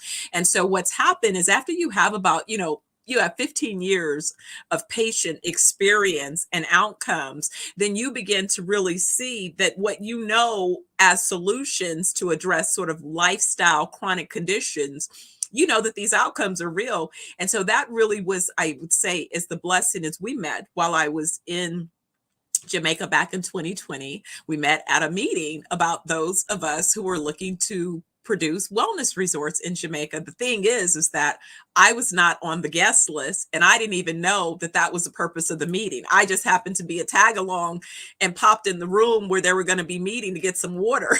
And then somebody told me to stay. And then I learned the purpose of the meeting. And then it was like, oh my gosh, she's the reason that we're meeting. And I'm like, who knew? So that's when you know that there's some divine intervention in all of this. But that's part of what makes what it is we offer unique. Our team, when you go to a spa, you expect to see licensed estheticians providing spa-related treatments, but you're not always receiving treatments from practical nurses or nurse-guided treatments or medically formed nutritional plans. You're not getting those types of solutions. That's what we provide. That's why we know when we get you there in that 7 days, we can guarantee that you're going to get a proper detox to your gut that was formulated for your gut. It is not going to be a one-size-fits-all solution. That is why we know once we address your gut needs and then start to provide you with phytonutrient, nutritionally dense foods to replenish your body after your gut has been stabilized, that you will be knocking on our door trying to come back. We won't have to beg you to come back. We get you there in that first 24 hours and everyone's already trying to rebook their next wellness week because you start feeling so good. And once you start feeling good, there's nothing like feeling amazing. I like how this sounds. I'm like, oh, I want to feel amazing. I know the people watching, we want to feel amazing. We want great gut health. Dr. Shade, let me tell you, I reversed my body from where I was in August to, so typically, all of the things that so-called as you mature, middle-aged woman, what you're supposed to experience. I reversed my body back to my 25-year young self. No middle-aged woman, anything. No, what is that M word? I should be having menopause? I don't know nothing about that. Oh, I should have hormone. I don't know anything about that. Oh, I should have I don't know anything about that. I take no prescriptions. I never had to take any prescriptions. I have all of my energy. I have the weight that I was when I was 25. I weigh 127, between 123 and 127 pounds of muscle. So 10 years ago, I was 25. Well, let me just tell you, I went to my 40-year high school reunion last year. Now, I love it. And I just saw a photo of myself 10 years ago at 25, and I was like, I don't look the same. I wish I had that 25-year-old energy. So I know that the people that are watching this, we want to know a little bit more about some of the wellness protocols that your organization offers. What can we purchase, or how can we be support what you're doing when it comes to our overall well-being? We know that people are living longer. We know that more and more people are dying from preventative diseases, and people who look like us are dying from preventative diseases that we can reverse. So what are some of those wellness protocols that people can benefit from if they, patronize your organization? Absolutely. The very first thing I say that we really do start with detox. And let me tell you why. But first, we do a personal assessment. So the very first thing that we do is we do an assessment. The assessment takes about 30 minutes, and that's with a nurse practitioner. And it's a non-invasive assessment that's literally scanning your body and your organs. So when I did the first assessment, we found out things like my brain, I was being poisoned by hair dye and cortisol release, stress from being a type A personality. Now, come on now, right? I understand. We're running the business, we're advanced degrees, we're parents, we're running households, we're volunteering in the community, we're at the church, right? But when are you taking care of you? And when are you considering that all that movement is not allowing your body to be in balance? And that at the same time, there is a chemical release that's happening internal to your body. And so deodorant, I stopped using deodorant. I don't use body lotion. I don't buy any of those things. Everything that I use is from a natural source. And I have to verify that, because that's the other trick. Is I noticed in the US market, the more we start educating people on what to look for, the more they start changing the names of things. Like, we know vegetable oil and canola oil are straight petroleum poison. Well, now they've changed it to rapeseed oil. Look on your products, read the ingredient list. Almond milk. Almond milk has a filler in it that's meant to be a pesticide. Cruel. Why would you pay more for something that's supposed to be healthy to find out that you're being poisoned faster? I was just reading, men, don't take Advil or any type of aspirin that has ibuprofen in it. That kills your testosterone. I mean, on and on. Like, I could be talking until I'm blue in the face and just telling you about common everyday products that you're using, things that we're consuming that you're not thinking about, that you're poisoning yourself. So trust me, you need to be detoxed. That's the best gift I can give you, is to start with detoxing your body. We have a gut cleanse right now that we literally have available to set a 6-day cleanse, $49. You take it, and that gets you started. Then when we get you for those 7 days, we can accelerate between our cleanses. I say our tonics, our tinctures, and our touch is how we kind of get you rebalanced, and then get some good nutrients into your body so that you start feeling amazing again. And then you're able to rebalance so that you can move forward in your healthier self. Oh, this is a really great and timely conversation. You have this concept. So I've heard of SaaS, software as a service, and now you have a new one. I guess it's WAS, wellness as a service or solution. So how does it guide? What is your approach for wellness as a service and solution? And tell us a little bit more about this concept. And so thank you. So it really is that's the techie in me. So again, I'm probably telling my age again, is that I was a closet techie too. And so I used to, I learned about building computers when I was about 15, but decided that I didn't want to be the one building the computers. I wanted to be able to apply technologies into businesses. So I've always been a closet techie, looking at where technology makes sense in a business. And so what I realized is that a couple things. for people to adopt alternative wellness treatments, is they have to be presented and delivered in a similar system to how the sick care system has been structured and delivered, because that's what they've been oriented to know. So they know that they go to they pay for sick care insurance, and then they go to sick care and they buy sick care drugs to continue that system. So I had to create a new system on wellness to replace the sick care system, but I have to meet people where they are. So the system has to be organized with certain set of protocols that are familiar to them. So an assessment that documents the status. So that's all of those x-rays and, tests and all those things. We can get an assessment of how your body is doing without running 100 tests. We get one assessment that'll give us a full view of your organs that you can see.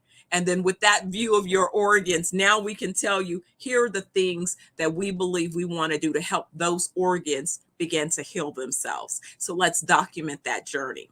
So what we do is we have a technology that's going to allow us to capture not only your medical history that you want us to be familiar with when you come, but also the protocols. What is it that we're recommending for you?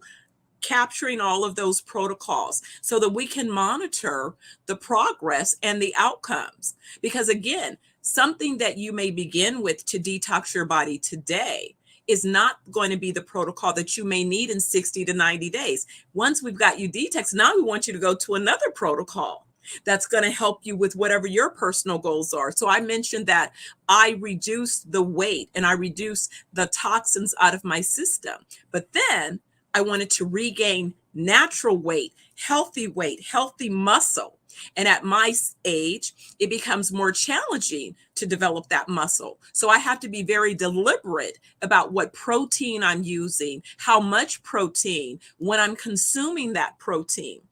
Again, so that I can then couple that with my physical efforts to then begin to develop those muscles. So we're codifying those physical treatments as well. And then lastly, the herbal remedies. Again, a lot of times why people don't take herbal remedies is they don't know how to dose them.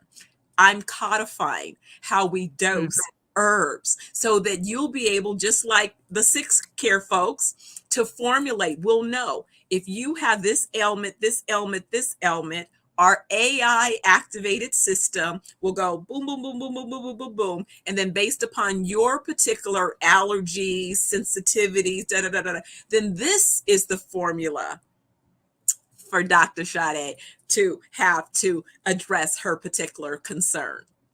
And then let's validate that that really was the right formula, because you're giving us real-time feedback. Okay, yes, I am feeling better. Oh, yes, I did see this. Or no, that kind of didn't land. Let's figure out what's going on so that we can tweak it so that you can get the ultimate outcome.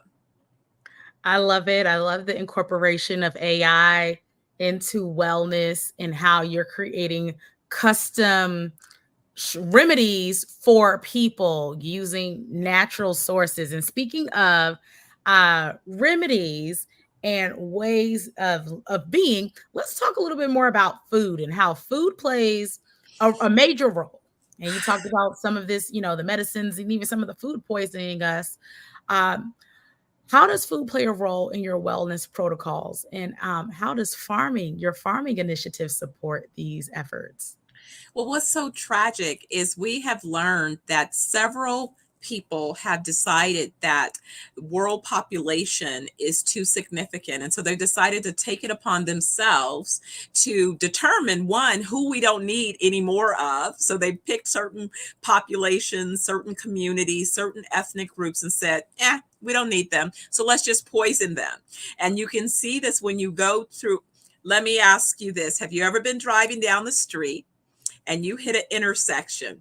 At one corner is a church, the other corner is a liquor store, the other corner is a dialysis center, and across the street is a fast food chicken joint. I'm pretty sure I have. All right. And then you go into some other zip codes and you do not see none of those things in those other communities. You wonder why that is? That is not by accident. That is deliberate design. Or you go to a community, you go to buy groceries. I was stunned. I went to buy groceries in a high-end zip code, but it happened to be high-end African American dominated zip code. And I was stunned that when I bought the fresh meat, you break it open and it was brown on the inside. And I was like, so I took it back. Clearly the people were looking at me like, what's wrong with you? And I'm like, no, no, no, no, no. I lived in the marina. I used to buy, it never was brown in the center when I opened it. So no, this is not acceptable. And then when I realized that that's what they do, because they really redirect the old meat to certain neighborhoods, the old vegetables to certain neighborhoods. So you're getting the worst of the worst of the worst, food deserts. So now you have the worst food, you have the worst produce, you have limited access, and what you have are mostly fast food joints with what was vegetable canola, now rapeseed oil, which is basically petroleum oil. You are exactly correct. Especially if you're living in other countries, you notice that there's certain things that are banned in those countries that are not banned here food wise. And you go to the markets, the food is fresher, the food expires. You are definitely on talking about something that's important. I come from a family of farmers. On my mother's side, we have some farms. And part of your mission is supporting this horticulture and entrepreneurs. So let's talk a little bit more. I want to go more into this food conversation and your commitment to training and developing entrepreneurs and farmers. And what is some of your vision with supporting entrepreneurs and farmers? Absolutely. And again, thank you. Such a wonderful question. So what I realized when I went into Jamaica was two things. One, I noticed that all my years going there, that back when, remember I said they wanted me to do a Hyatt, and then I was like, no, no, no, no, no. So when I finally visited the island, what I noticed was you had several big organizations, and they maybe hire 5 Jamaicans. But then if you drive around the community, you're like, wait a second, what about the rest of these people who are starving and hungry and don't have an opportunity to participate in tourism? Tourism being the biggest economic driver of the island. So then I was mad. I'm like, how do these big organizations hire 5 people and then take all the money out of the country? That's just ridiculous. Why would anybody allow it? So when I decided to create my business plans, I said, I have to be able to create an ecosystem and contribute to the growth and development. So I spent time going and learning these sub-markets, meeting the entrepreneurs, meeting them where they were in their communities, and learning about them, learning about their perspective, learning about what they see as opportunities and what they experience as limitations. And once I gathered that data, it validated that I could literally solve their problems by expanding this ecosystem to help them have access to the big corporations that I'm going after. So here it is. We're going to be calling on a corporation that's based in the US. They provide 11 million meals a day. Ooh. And they oversee 1.9 billion square feet of dining spaces a day. 1.9 billion square feet of dining spaces. Ooh. So think of the volume of ingredients that they require at these various facilities. So by building this ecosystem and training up these farmers that would not normally have access to those clients because they don't have their business structured properly, they don't have all of the shipping and all of the other things that they need to have in place to really go after a client of this size and scale. They need help. We are basically incubating and accelerating those so that they could participate, but more importantly, structuring those organizations appropriately so that they can become sustainable organizations. This is wonderful. As a seasoned real estate developer, how has your experience in commercial real estate influenced your overall wellness and entrepreneurship journey? It was the perfect thing. It was risky for me to transition out of advertising and marketing communications because that's what I knew, and I was, pretty brilliant as a strategist. But I thought if I became a real estate developer, if I gained the technical expertise, I thought I might be good at it. And I'm so glad. It was risky, changing my career, but I'm so grateful that I did, because I've spent now the last almost 28 years of my career in real estate development, and I absolutely love it. It requires that you have an awareness of not only local markets, but you need to understand everything. You need to understand what's happening in a local community, where the land is that you might be considering for development. You need to understand what's causing that economy to thrive. Who are the people? What are those people doing? Are they working, living, playing in that particular area? What is it that they're going to be doing? What are their needs going to be? So when you think about what type of spaces you should create, what are those built spaces going to require to sustain these particular economies? And so that's where you notice when you go into communities and you see urban areas that were developed, downtown centers, that they go through a transition period where they become aged and those buildings are obsolete. People start building out in the suburbs, Then suddenly somebody says, all right, we built out so far. Now we need to go back and rebuild, redevelop those urban.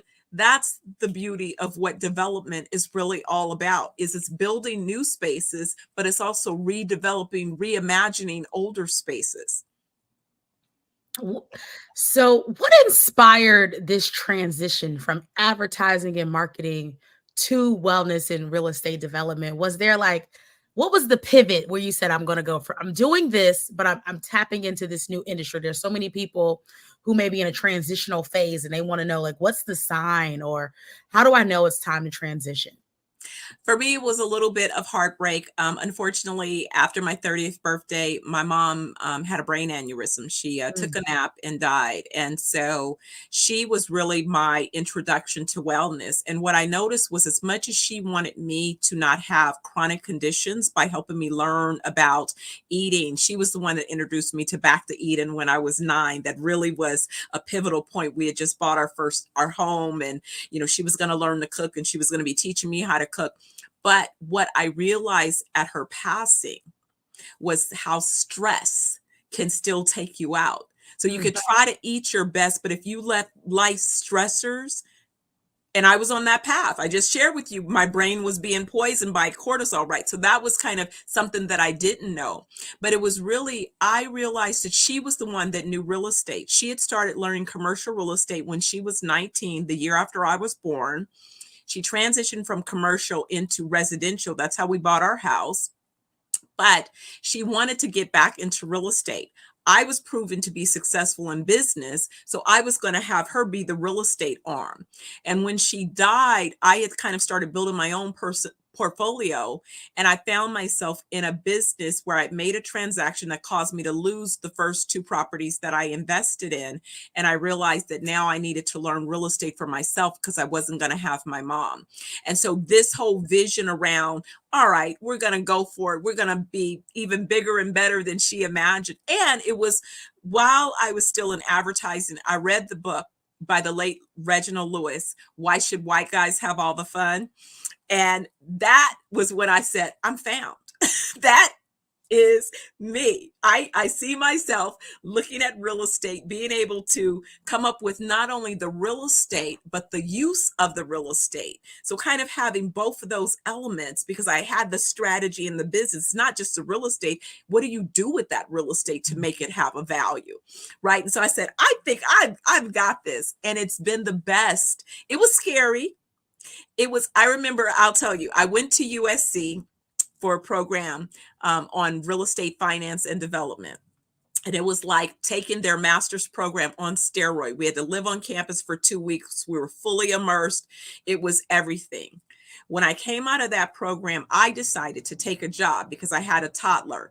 And instead of launching another business, I had just come out of having a business, 8 offices, 400 employees, and operating at a level where I didn't even know where I would wake up half the time. So I was like, I'm happy to not have to make payroll. Just give me a executive deal. Let me be able to go home at night. Let me take care of my kids. So that was the decision that great decision for me at that time. But what I got to see is being in an organization where we were very well financed. I got to cut my teeth on $150 million development deals. Whereas if I had started as a small independent operator, I would have had to start on much smaller deals, so I got to control billions of dollars. So my whole real estate development career has been from the standpoint of being at $1 billion level in directing assets, and then transitioning that into creating my own business from that template, which was very much what I did in the advertising world. I work with Fortune 500 companies. I work with category leaders. So I learned how the leaders in each sector, how they conducted their business. I learned how to be a winner. And that then is what I took and incorporated into this business and the overall vision around not only building out our portfolio, but helping others to do the same. This has been an amazing conversation, Dr. Steph, Audrey. We get to be on here for more hours. I want to say thank you so much for your time today. Genius is common, and I'll see you on the other side. This has been amazing. Thank you so much. Thank you for having me. The Black Business Expo is on a mission to raise funds for high school students going to college for K through 12. The expo is a fundraiser for students. You may go to blackbusinessexpousa.com to donate to the scholarship fund, or you can use the Cash App that's on the screen below and say $BBX USA. Our goal is to give laptops and up to $5,000 to 10 students. Students can register online at Black Business Expo USA.com. Every dollar counts. So we want to remind you to donate to the scholarship fund. We want to thank our Black Business Expo USA sponsors: NC100, Moody Capital Partners, Suede Soul, Lotus Rich Coaching and Training, Virginia Carolina Minority Supplier Development Council, Step Management, The Hello LLC, Barbara H. Smith, Margie McLean Foundation, Genius is Common, Earth Essentials, 5-Star BDM Media, Milani Shaney Global, Executive Women's Success Institute, the Quality Coaching Company, Superwomen Business Services, Creative Force Studios, Lee Entertainment, Artistic App Design, Black Business Expo USA. Genius is common, and I'll see you on the other side.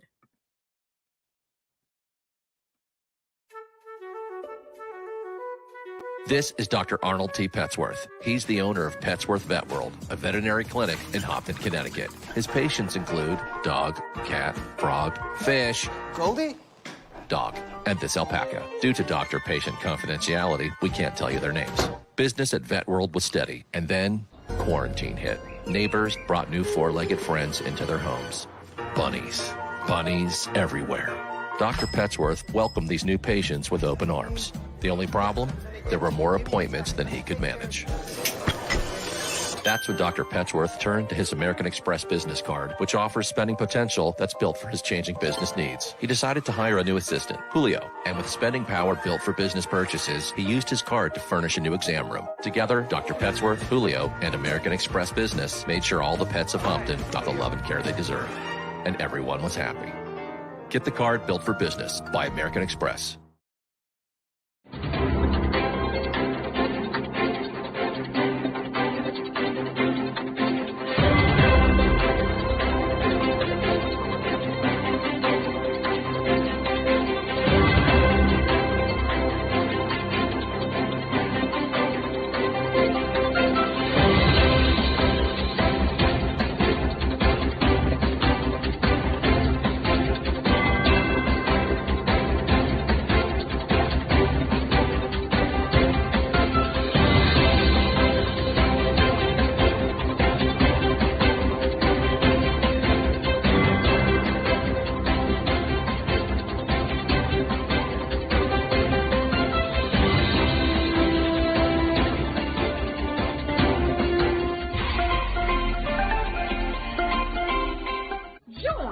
Dr. Eric Kelly III and a host of phenomenal speakers from all around the globe for this 7-day virtual event that you don't want to miss. The mission of the Black Business Expo is to raise scholarship money from kids all the way from high school all the way from college. The Black Business Olympics is one of the largest Black business showcases in the world. It is an opportunity for businesses and companies to showcase their businesses globally. We are going to be giving away laptops up to $5,000 away to students. Again, I'm Olivia Appleberry, the founder of 2 Cents Finance and one of the speakers for the expo. I am so excited to see you there. For more info, go to www.blackbusinessexpousa.com or call 919-308-9090 and hope to see you there. I am Black Business. From the moment I wake until the time I sleep. Yes, I am Black Business. I am Black Business. Tell me, are you Black Business? I am Black Business. Do you support Black businesses? Listen, I support Black business because I am Black Business. Black Business Expo, one of the largest business showcases in the history of Black business in the world. The world! Sign up today at www.blackbusinessexpousa.com or call 919-308-9090. I am Black Business. I am Black Business. From the moment I wake until the time I sleep, I am Black Business. I am Black Business. Are you Black Business? I am Black Business.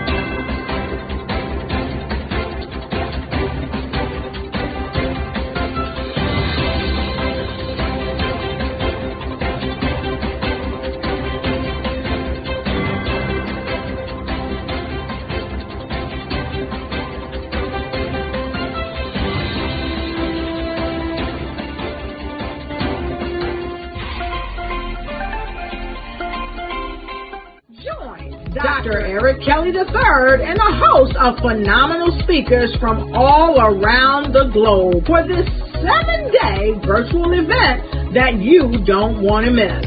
The mission of the Black Business Expo is to raise scholarship money from kids all the way from high school all the way from college. The Black Business Olympics is one of the largest Black business showcases in the world. It is an opportunity for businesses and companies to showcase their businesses globally. We are going to be giving away laptops up to $5,000 away to students. Again, I'm Olivia Appleberry, the founder of 2 Cents Finance and one of the speakers for the expo. I am so excited to see you there. For more info, go to www.blackbusinessexpousa.com or call 919-308-9090 and hope to see you there. I am Black Business. From the moment I wake until the time I sleep. Yes, I am Black Business. I am Black Business. Tell me, are you Black Business? I am Black Business. Do you support Black businesses?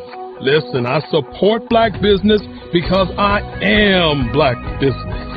Black Business Expo, one of the largest business showcases in the history of Black business in the world. the world. Sign up today at www.blackbusinessexpousa.com or call 919-308-9090. I am Black Business. I am Black Business. From the moment I wake until the time I sleep, I am Black Business. I am Black Business. Are you Black Business? I am Black Business. Do you support Black businesses? I support Black business because I am Black Business. Black Business Expo, one of the largest business showcases in the history of Black America in North Carolina. Join Dr. Eric Kelly III and a host of phenomenal speakers from all around the globe for this 7-day virtual event that you don't want to miss.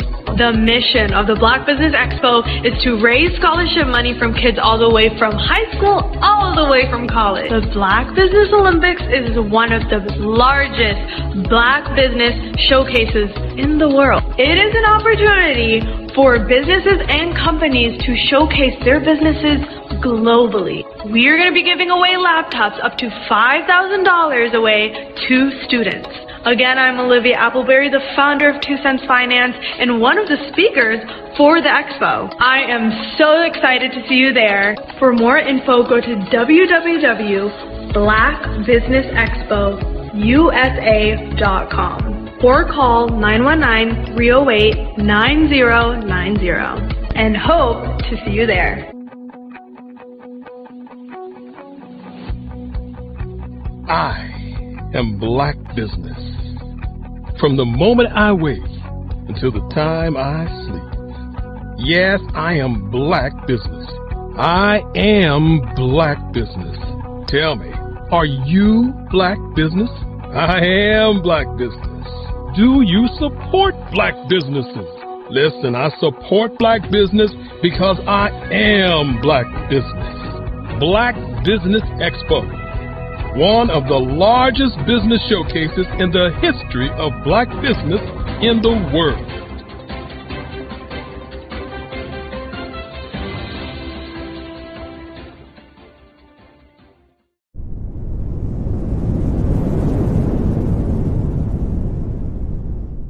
Absolutely. So our coaching program help people that have the lack of time, that lack strategies, and lack the confidence to go after their dream life. So we help them implement tools. We help them implement, I love to leave the inherited lack of finances or the education behind finances. But it wasn't until I lost my firstborn, my only son, that life changed for me. And where I was going after it all, living the corporate life, hit my 6-figure income, and living in my dream house with my dream man, driving my dream car. Wow. I nearly lost it all. Wow. When I lost my son. And so I realized it only takes one financial catastrophe that can change your entire life. That's what made me start All New Beginnings. Because no matter what's going on in life, there's a new beginning. And because of that, we develop a program called Wise Minded. My little slogan is, don't just dream it, let's live it. If they want to connect with you or work with you, what is the best ways for them to be able to do that? Well, for my social media guru, you can connect with me on every single social media platform as Tanya T. Wallace.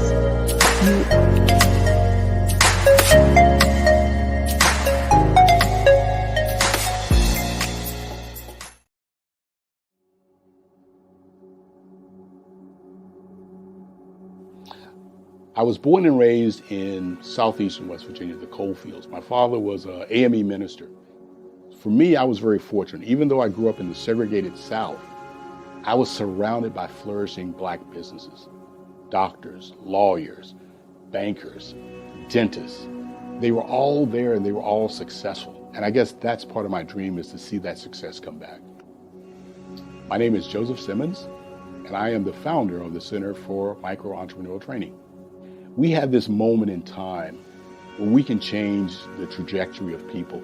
And our focus is on women, Black and brown entrepreneurs, and their access to capital, their ability to build thriving businesses, the ability to employ people. There's a study that showed that in those three communities, especially Black and brown communities, $1 stays in those communities for 30 minutes.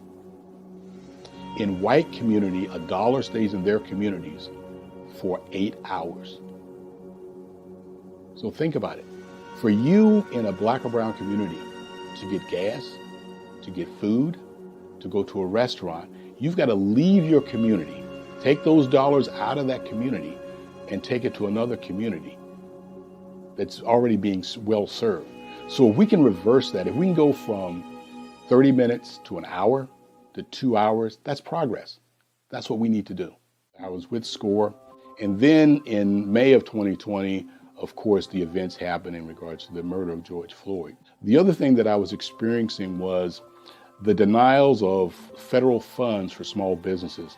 And it revolved around one thing. These businesses were not being prepared for grants and for government programs. And I came up with the idea for the Center for Micro-Entrepreneurial based off those two things. Morgan Stanley had a report out in 2020, first quarter, and it talked about there were 3 groups that were massively devastated by COVID-19 on their business. That was 1, women, number 2, Black, and number 3, brown entrepreneurs. The research showed that they had less cash on hand, they had less opportunity to go into a bank and get money, and they were very dependent on family and friends to keep their business up and running. If we can focus on those 3 groups, then we can have a dramatic impact on our communities. Really, the focus is on 3 areas. And those 3 areas are 1, the people, number 2, the courses, and number 3, a support network. Here at CMAT, we will provide you with the fundamentals for generational success. And you will be creating a vibrant community by attending our 5-day immersive training course.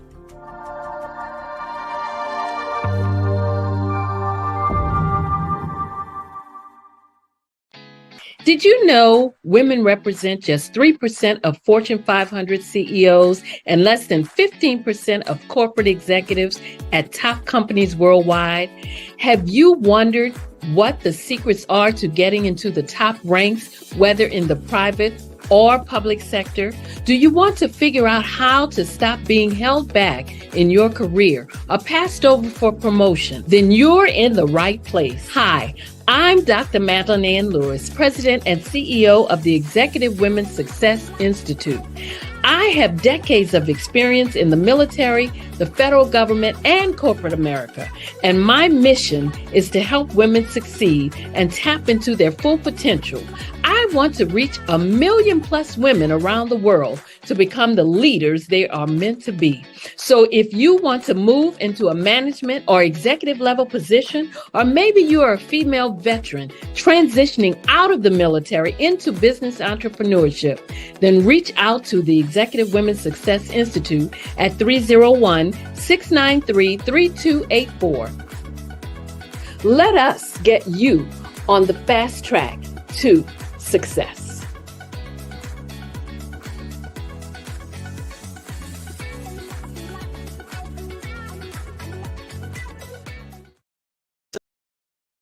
Sometimes you got to hear the news from the Black perspective, and more specific. Hi, I'm Barbara Smith. Genius is common. My genius is executive coaching and professional corporate training. As the master executive coach and corporate training ambassador for the Genius is Common movement, I help business owners craft their stories in such a way that you know exactly what they do, what they have, and what they bring to the table. Many times as business owners, we are asked, so what do you do for a living? And we could be crushing in our businesses, but we're not quite sure exactly what to say in a short amount of time. Well, I help you take those stories that are the reason why you're in business and why you're so passionate about your business and craft them in such a way that people are drawn to you. as opposed to being repelled by you. Because every conversation, every time you talk to someone about your business, you are excited about it. But are you really conveying what you do, what you have, and what you bring to the table? And do really people understand why you care so much and why they should care that you have the solution to their problem? Well, I'm here to help you with that. As a master storyteller, I can help you with your stories and spin them in such a way that they are intriguing and fascinating. People want to listen to you talk about your business. That's why at the Genius is Common movement, I am the master executive coach and professional training ambassador. That's my genius. And genius, oh yeah, it's common. Hello, I am Dr. Eric Kelly III, the visionary strategist and founder of the Black Business Olympics. I invite you to showcase your Black-owned businesses on the Black Business Network global stage. The Black Business Olympics is a global Black Business Network platform that propels Black-owned businesses into the international spotlight. By showcasing your business on the Black Business Olympics platform, you can reach a worldwide audience of potential customers, partners, and investors. You can also establish yourself as a thought leader and expert in your field, attract lucrative partnerships, and more speaking engagements. In addition, the Black Business Olympics platform provides a valuable opportunity to connect and collaborate with like-minded entrepreneurs and business professionals from around the world. This can lead to new business opportunities, ideas, and relationships. Finally, by sharing your story and expertise on the Black Business Olympics platform, you can inspire and empower others. This is a powerful way to make a positive impact on the world and leave a lasting legacy. If you are a Black-owned business owner, I encourage you to seize the opportunity to showcase your business on the Black Business Olympics platform. It is a once-in-a-lifetime opportunity to make an indelible mark on the world. Be one of the 1,000 visionary entrepreneurs who are changing students' lives, shaping industries, and leaving an unforgettable legacy for their families. Unleash your voice on our global stage and watch your business thrive. Black Business Olympics is one of the largest Black business showcases in the history of Black business in the world. Yes, the entire world. Just give me a call today at 919-308-9090.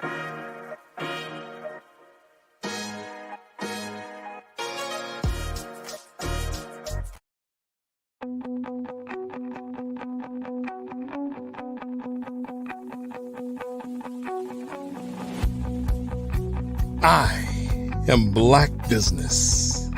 From the moment I wake until the time I sleep. Yes, I am Black Business. I am Black Business. Tell me, are you Black Business? I am Black Business. Do you support Black businesses? Listen, I support Black business because I am Black Business.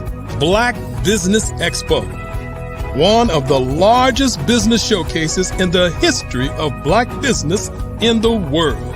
The world! Sign up today at www.blackbusinessexpousa.com or call 919-308-9090. I am Black Business.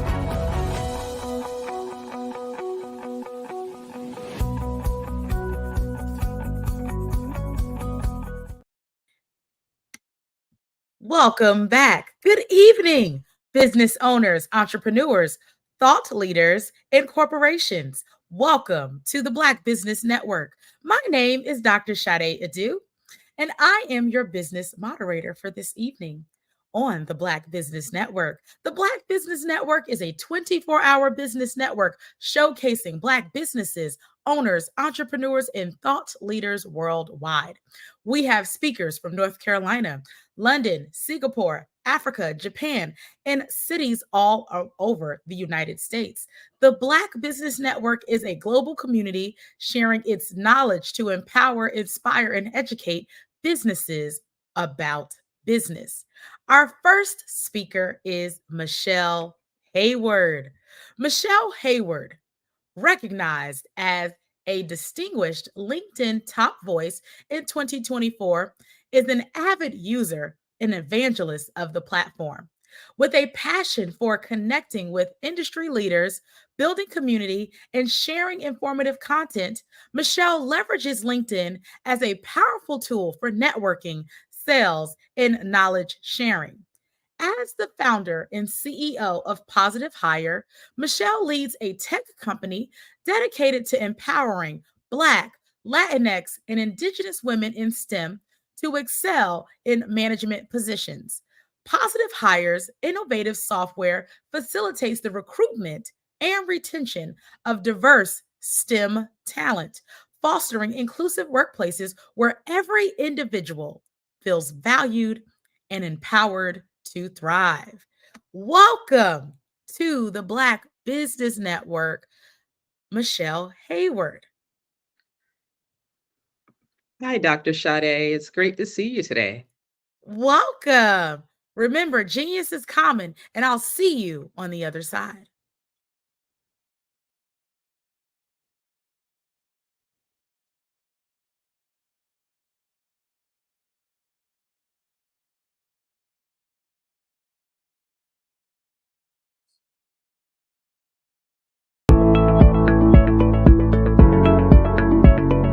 Prepare for what's coming and dominate in economic winter.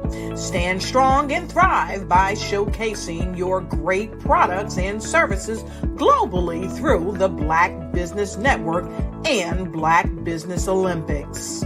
The Black Business Network has showcased over 2,000 companies with over $7 billion in sales each year. Over 10 million attendees have viewed the rebroadcast each month. Through the Black Business Olympics, unique styles of business training and mentoring are turning students into business owners and entrepreneurial warriors who will dominate in any economy. Gain the ultimate advantage of the Black Business Olympics, 7 days of unbelievable topics and speakers speaking around the globe. Donate your time and experience to provide expertise and scholarships to students worldwide and change the world.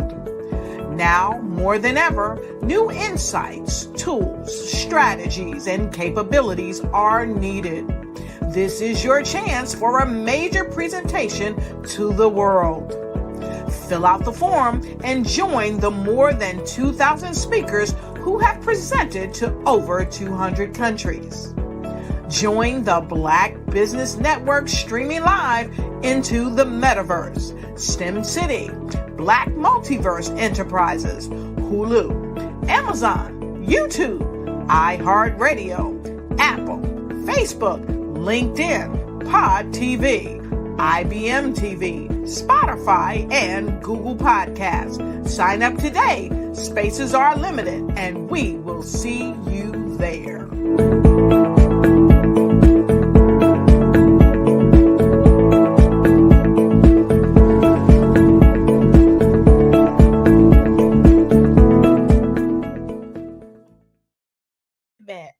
Okay, beautiful people. We are back with Michelle Hayward, and we are here for a phenomenal fireside chat. And we're going to talk about her favorite platform, LinkedIn. So, Michelle, before we get into LinkedIn, tell us a little bit more about your background and how you got acclimated and began to be an evangelist for LinkedIn. Okay, so my background professionally as a civil engineer, worked in heavy construction most of my career. And I really didn't start utilizing LinkedIn until the Great Recession, so 2007, 2008. And what I liked about the platform was the ability to see people progress in their careers, like people changing their job titles and things like that. But I still mostly stayed within my network. Like I had to have met you in real life. And so back then they had what was called Lion, LIO, LinkedIn Open Network. And people were just connecting with any and everybody. And that was like, I don't connect with strangers online. How dare you? And so literally that is LinkedIn was a way to connect with people, but especially back then, if you were laid off and you're a professional, it was a way for you to go out and seek jobs. But for many people during that time, it was a way for you to start a business. And so I saw all of that happening in that 2008, 2014 time period. I know that's 6 years, but it was so many great things going on the platform that was very different than what I was seeing over on Facebook, and maybe still playing a little bit on MySpace back then, but it was very, very different on LinkedIn. Awesome. So tell us a little bit more about the platform. Maybe we are not familiar with it as much, or, some people call it the not so sexy social media platform. So give us about 3 reasons why we should be utilizing LinkedIn more often and adding it to our business strategy. So for those of you who are looking, whether you're looking for a job or if you're looking to do business, over 50% of LinkedIn users earn over $75,000 per year. And when you're looking at like maybe in your area that you live in, it could be more or less. But if you have a certain financial demographic of people you're looking to target for your services or products, LinkedIn may be a good platform for you. Then on top of that, over 40% of users are accessing it on a daily basis. And so when you're looking for a platform where you have people that are making a pretty good salary and they're on there 40%, over 40% of the users are on there on a regular basis, that is really, really important because you want people to be on there as much as possible to engage with them, but also for them to engage with your content. And then lastly, over 58 million companies are listed on LinkedIn. Yes, I said 58 million. You can't say the same thing for every platform, but LinkedIn has been really good when it comes to B2B and getting companies onto their platform. And those are 3 main reasons why I say LinkedIn is a good place to be. I even had a mechanic who said, should I be on there? I was like, well, are you selling your services or are you looking for a job? I said, so I said, it's a test sometimes for different reasons in different industries, whether or not LinkedIn is a good place for you to be. But I encourage people to test it out and really see if it's a good platform for them. I love it. So tell us a little bit more about the work that you do at Positive Hire and what inspired that. Oh, so the work I do at Positive Hire is really focused on connecting Black, Latina, and Indigenous women who are experienced scientists, engineers, and technology professionals to management roles. The reason I do that work is just struggles I had in my career as an engineer and seeing so many other Black women, Latinas, and Native women encounter so many barriers to career progression until they were leaving their technical careers. And I wanted to see that stop. And so we often talk about the pipeline. And I say the pipeline for science, tech, engineering, and math, or STEM for short, is straight into a brick wall for most of us. It is that bad for many of us until we just end up leaving the industry, even at about 10 to 12 years of experience. And so I created Positive Hire at first, like, what if there was a glass door for a Black woman like me to share with another Black woman like me with an Afro puff, a nice mocha skin, to share that experience with an employer? Because what you may read on certain platforms can be very different at an intersection of gender and race. And so we do things through that lens of helping women advance. Like, what is your manager telling you? What are your reviews like? How are you negotiating? What leadership development trainings are you taking to really help them understand it's not their technical expertise that is going to drive them forward. It is a whole other set of skills that they have yet to develop in order to move them up into leadership roles. This is awesome. So you mentioned this proverbial brick wall and turning that brick wall into a glass door. If someone's currently in a STEM position and she is having these challenges and sees that brick wall, how do we transition that brick wall into that glass door? We do a few things. First, asking her, where does she want to be? Oftentimes, like we talk about the barriers, but I'm like, where do you want to be? Why do you want to be there? And I have these conversations for a few reasons. Because I work with very regimented, analytical women, we do everything step by step. And so if I was an engineer 2, I have to be an engineer 3, and then I can go to a principal engineer. But do you really want to do that? Do you still want to be on a technical track or more of a management track? And so really having her focus first on where she wants to be is the first thing I do. Then it's sometimes we realize you're on the wrong track. And so we have to build a pathway and figure out then what skill set do you have to what skill set rather do you need and what skill set do you have to go that direction. Then we get to where the barrier is.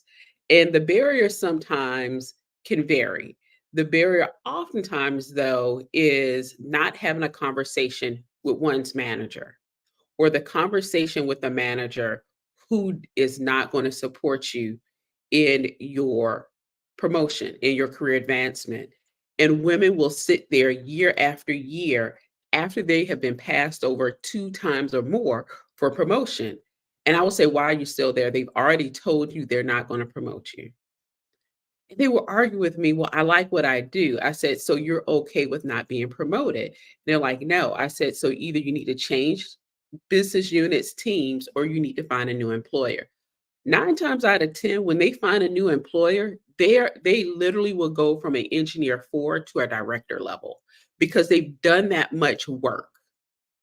It surprises them how far, and they have sat there for 10 and 12 years at the same employer who's giving them the runaround about a promotion and literally be able to transfer from a job title of engineer 3 or 4 to a director because they're already doing the work. And I always say, don't get tied down. Don't use on your resume the job title they have. Utilize on the resume the work that you do.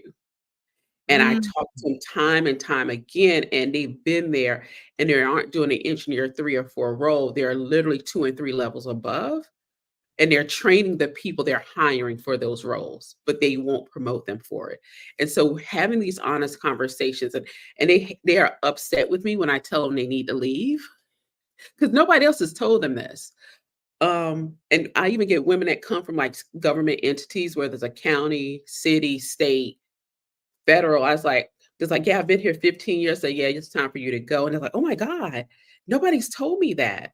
Why would you say? I said, what are you learning new? What is going on in the industry that you can't do there? I said, if this is really what you desire to do and you already know you can't do it internal to that organization, the question is, when are you going to leave? Not if. And so it's really nobody else is really supporting them and saying it is okay to quit. It is okay to walk away. It is okay to go where you are desired and you are valued.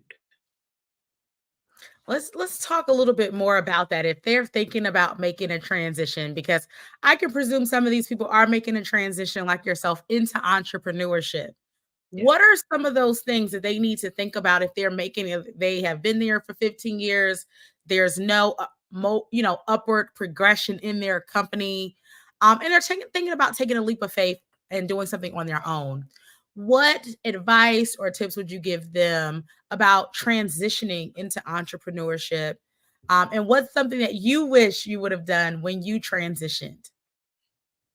What I would have what I wish I would have done more was understanding marketing and sales better. And I'd been a sales engineer and I hated it. But understanding as a new business owner, you are going to do sales 199% of the time. And that other 1% is either you're delivering the work to the client or you're marketing. But you literally sell. And it's like, oh my God, I don't want to do that. But let's talk about it. And I generally try to reframe it for them for what worked for me. Selling simply is solving a problem that somebody has. Once I tell somebody who has a math degree that, it's like, oh, I get it. Oh, I tell somebody that's been in IT for 20 years, like, oh, I get it. I solve problems all day. I said, can you solve that person's problem? They're like, absolutely. Now convince them you can solve the problem, and just teaching them how to convince people through a sales framework that they can do the work, that they can solve their problem. And so that's generally the first part. Then the next part is pricing. And I'm like, have you hired a consultant before? They're like, yes. Have you seen their invoice? Like, yeah. I said, that's where your prices should be. So sometimes they know, sometimes they don't know around pricing, but it's literally letting them know, don't focus on what you already know. You are technically an expert at what you do. What we need to focus on is your marketing and sales. And that's where LinkedIn comes in, because they need to build up their brand and their branding and their marketing, their sales pipeline. And oftentimes I just utilize LinkedIn because it's very often in this space of technical experts. It's a great place to start seeding and getting your early clients. Perfect, because I was going to segue back into our conversation about LinkedIn. You gave us a little bit of a hint, but we want more details. Give us more of the nuggets. If we're starting our LinkedIn platform, we've transitioned from our career, and we or maybe we've used LinkedIn before in a professional sense in our career and corporate, and now we're transitioning to use LinkedIn for business. What are the things that you would recommend that we do? Like, give us a little bit of a master class on how to get our profile set up, what we need to be thinking about, and then we can transition and talk about that sales pipeline, what we need to be doing to monetize LinkedIn. I love this question. So she said LinkedIn profile. I think she's been paying attention after all of these years. So when we look at your LinkedIn profile, there are really 5 core areas you want to focus on. So you're going to stop at the very top, which is your banner, your headshot, which is now on the left-hand side of your profile. Yes, they do move it around. It's been in the middle. It's been other places. Just trust me. Then it's your headline, which sits right below your profile picture, your about section, and then your experience section. Like, those are the 5 core areas you're going to focus on. A lot of people leave their banner blank. Even as a professional, you should be utilizing your banner to show your expertise.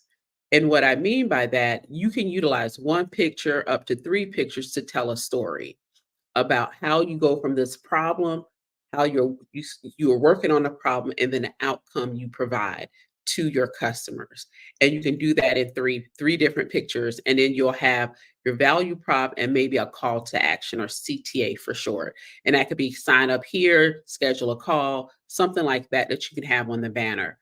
But you want to make sure it's crystal, it's clear, and it's succinct. Or you could just have one straight picture that covers the banner section of your LinkedIn profile. It has your value proposition on it, or your one-liner if you just want to go with your one-liner. They are not always the same. And then have a call to action as well. And so it just kind of varies on what works for you, how you like to tell stories. If you're a speaker, you're leadership and leadership development, it may be you on a stage, maybe you teaching a class to show what it looks like when you're with your ideal client. Then your profile picture should have a clean background. It should hopefully be about between right above your chest to the top of your head. And so people can have a clear view of your face and your eyes, maybe, because that's how we build trust, is being able to look at people in the face. And people like, that seems weird. I was like, it does, but still human to human, even on a digital platform, matters. Then our headline is third. Our headline, again, is about who we serve, how do we serve them, and what outcomes do we provide them with. And so, like for you, Dr. Adu, I help women entrepreneurs build digital businesses through my online course champions product, right? And so it shares how you help them build out their revenue or plan out a digital course. And so you can share that in your headline.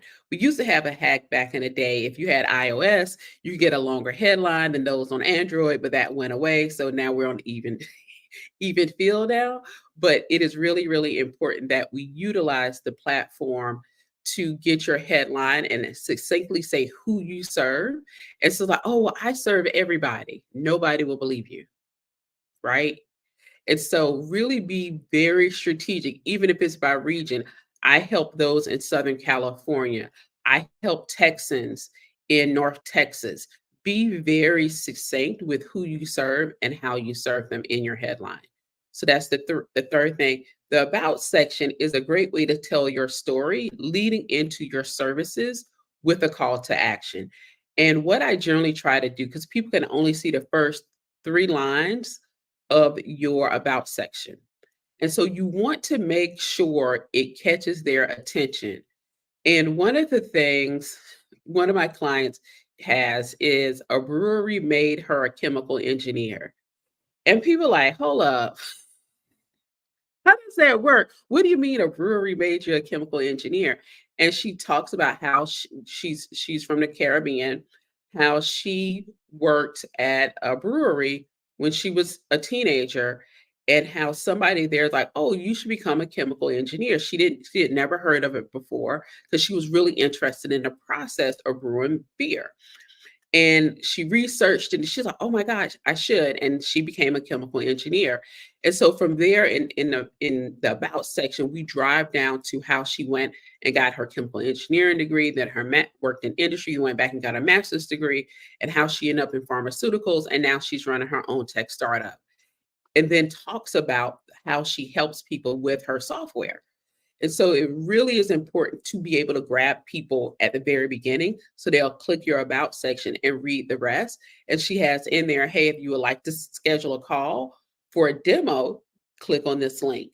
And so you really want to be able to grab people in that section. And then the fifth and final part is your experience section. And people don't always agree with me on this. Some people remove things that they think aren't relevant to their experience from their experience section. And all you see if they've been running their business the last 3 years. And I was like, if you were just born 3 years ago, sure. But if you were born 33 years ago, what did you do 10 years prior to you starting your business? Were you a cashier at McDonald's? Because if you was a cashier at McDonald's, I know you know how to work with people. And so I look deeper for people to have more of their work experience on there. So I get a sense of are who they really say they are, because there are a lot of bot accounts and fake accounts on the platform. And I'm looking for somebody that shows that they have some depth and expertise in working with people. While they may be really good at what they do, I need to know you work for a nonprofit, or you work for a small business, or you work for the federal government. And some of that you may not have the employer listed, but at least tell me what the job title was and some of your duties. And that helps me figure out if I really want to connect with that account. And I think for other people, it helps. Also, as your business, you'll have your business listed. And instead of just saying, hey, you're the owner or the founder of that business, you can list out specifically the services you offer. Instead of like the job role, you're engineer 1 and engineer 2, we do people analytics at Positive Hire. We have our software pH balance at Positive Hire. We do DEI consulting at Positive Hire. And so I have each one of those services listed under my profile with some description of what we offer. And that just gives people, instead of having to go to the website, they now can connect with me on LinkedIn directly to discuss more about the services, because I already have it listed in my profile under the company name. So those are the 5 areas. Yes, that was my masterclass in LinkedIn. I want to spend some more time on LinkedIn. How do we leverage LinkedIn for sales? Perfect. And how do we use it? How do we leverage it for sales? And I'll follow up my next question. The first thing I would say for sales, you do not have to invest starting out in a premium account. So utilize the free until you're maxed out on using the free. Like you can't do any more searches on the free. Um, and so I will say that people like, hey, do I need Sales Navigator? Like, what are your goals? I need a premium account. Like, what are your goals? How are you utilizing the platform now? And most people aren't even leveraging the free yet, and they want to go to something paid. So I'm one of those people that would tell you don't go to something paid yet until you can leverage the free. That's number one. The next thing I will say, understanding who is your target audience. And so what industry or industries are you targeting? What are job titles? What's the size of the organization? Where are they located? Are you going to stay within your county, your region, your state? Like what does that look like? Because once you figure those things out, you can do a rather good detailed search on LinkedIn to narrow down where you want companies to be. And that helps you then start sending out connection requests because now you have your optimized LinkedIn profile. So when people go to it, they see you what services you offer to which industry or industries and what problem you solve for people in those industries. This in turn, people, even if you send a message with the connection request or not, people will go to your LinkedIn profile without a doubt. So that's why I say optimize it first. Then once you know who your ideal client is by job title, industry, region, you can start doing that search on LinkedIn. And you want to start sending LinkedIn connections. Once you get those connections, generally about 25 to 30% of your connections are going to be accepted. You can send out 100 LinkedIn connection requests per week. And so if you send out 100, 25 are accepted in a week. That gives you 25 leads that have accepted it that week. The next week, you may get some of those from the previous week, but let's say you're only getting 25 a week. So in a month, you have 100 people that have connected with you. And so from there, you're going to run your cadence of messaging people. And so that could be, oh, it's great to connect with you. I saw that you're a civil engineer like me, or you work in a certain industry. I just tie in something personable or that both of us have in common in that first message.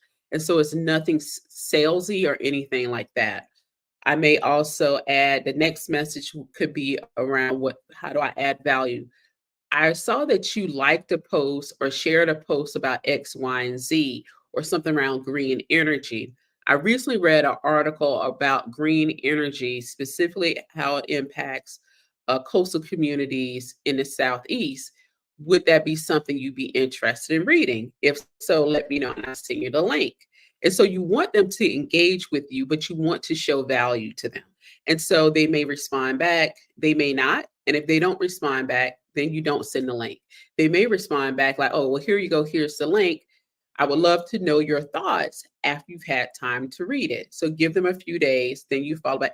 Hey, I just want to see if you read the article and I'd love to hear your thoughts and see if you can get them on the phone or a Zoom call or something to discuss it. So it's different ways you can engage with them. I often will invite people to one of my virtual executive roundtables or to a podcast interview or live stream interview on LinkedIn.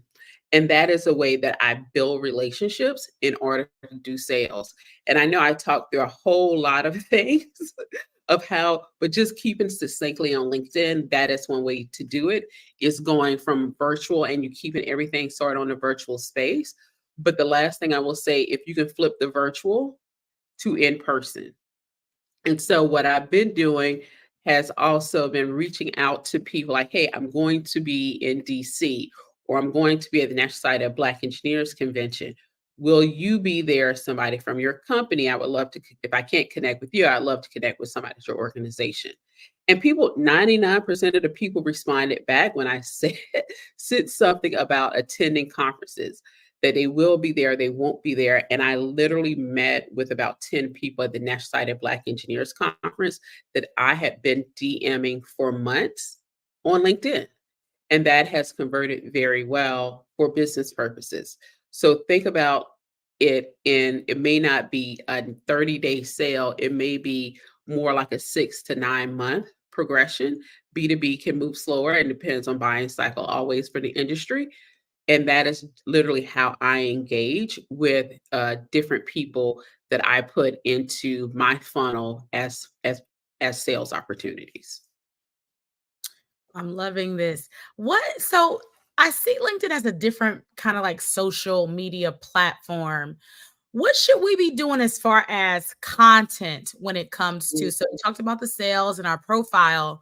There's opportunities to write content. And I know for me, I know you sent a message, today is a great day to post on LinkedIn and telling us that we need to leverage this platform. So what are some of the content ideas that we should be utilizing on that platform? And is it similar to other platforms?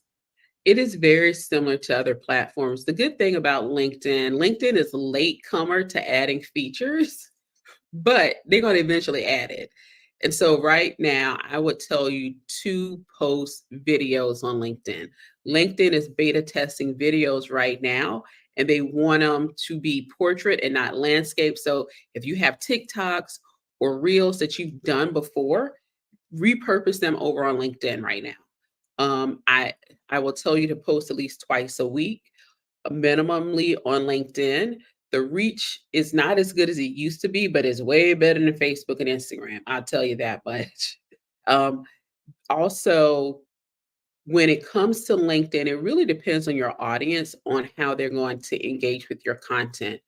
If you have a visual brand, right? So you're a photography, you do home decor, things like that. People generally love to see a picture, but you still have to do a how to prepare for a photo shoot, how to prepare or select the different types of pillows you want on a sofa. And so you can still you want to do some how-to or some training inside of the written part of your content. So LinkedIn is really good with the different types of content. So you can do written, you can do PDFs, which do really well. If you have lead magnets, upload them as PDFs into your posts. People like, hey, but I don't get the email. I like, you wouldn't get an email anyway. You're not driving enough traffic to your website. So utilize the platform right now to at least have your branded information and say schedule a call as a clickable link on your PDF for people to download it. So we have PDFs. We also have, you can do polls on LinkedIn posts. You can also do PNG files or graphics on posts. So they have different types of posts. One, I think that is very underutilized right now is still LinkedIn Lives and LinkedIn audio events. Audio events get a lot of reach for audiences. LinkedIn Lives don't do as well, but the content is still there.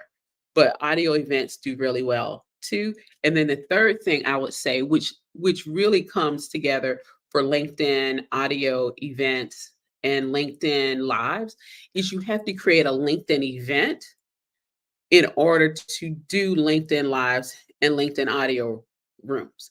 And so when you create those events, it's a way to let people know that you're having this event, and then you can invite your first level connections to those events. And so it still helps you with branding and marketing and even sales when it comes to your platform and your business. So I encourage people to do events, whether it's every other week or once a week. I think once a month you lose that audience, but if you can stick to a show time, right, you can get more people there on a regular basis to grow your email list as well as to grow your audience to sell to. That is where I would start. There are other things. We have LinkedIn posts for blogs. We also have LinkedIn newsletters, which are still really popular and doing really well to grow your following. I just launched mine, 2 months ago, and we hit our first 1,000 followers to the newsletter in like less than 48 hours. It has slowed down a lot. We are over 2,000 now, a couple months in, and I'm only publishing 1 to 2 newsletters a month. And so you still have to have a strategy though on how to get people off of LinkedIn newsletter to your email list. So what does that look like for you? So there are different ways you can share content, position yourself as an expert. And I have a client, she just did it. She literally posted a video and her DMs to speak at conferences, to closing one deal without having to do a sales call, all from posting a very detailed 2-minute video on LinkedIn showing her expertise. And it does work, but you have to be consistent with the work you're doing. And it was the first video she'd done. I you have to do video. And so she did a very short video to, like TikTok style, but it worked very well for her audience that she's built over there. And she has less than 3,000 connections on LinkedIn. Awesome. Michelle, how can our audience stay connected to you? So a great way to stay connected with me is on LinkedIn. So you want to say Black Business Network when you send over your connection request, because I do generally only connect with people that hit my ideal client avatar. But if I know you're coming from someplace else, or if you don't want to connect with me, you just want to follow my profile, that's fine. You can do that as well. But that is a great way to connect with me. It's just straight over on LinkedIn at Michelle C. Hayward.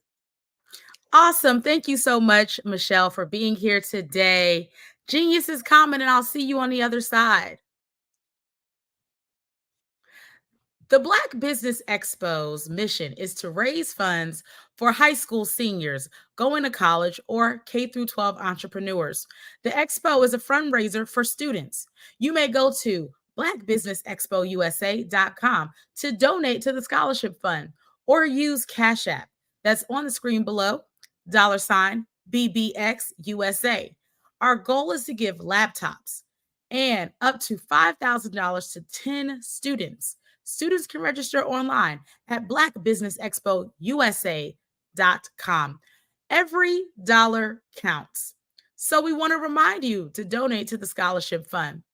We want to thank our Black Business Expo USA sponsors, NC100, Moody Capital Partners, Suede Soul, Lotus Rich Coaching and Training, Carolina, Virginia Minority Supplier Development Council, Step Management, The Hello LLC, Barbara H. Smith LLC, Margie McLean Foundation, Genius is Common, Earth Essentials, 5-Star BDM Media, Melaine Shalani Global, Executive Women's Success Institute, The Quality Coaching Company, Superwoman Business Services, Creative Force Studios, Lee Entertainment, Artistic App Development, and the Black Business Expo.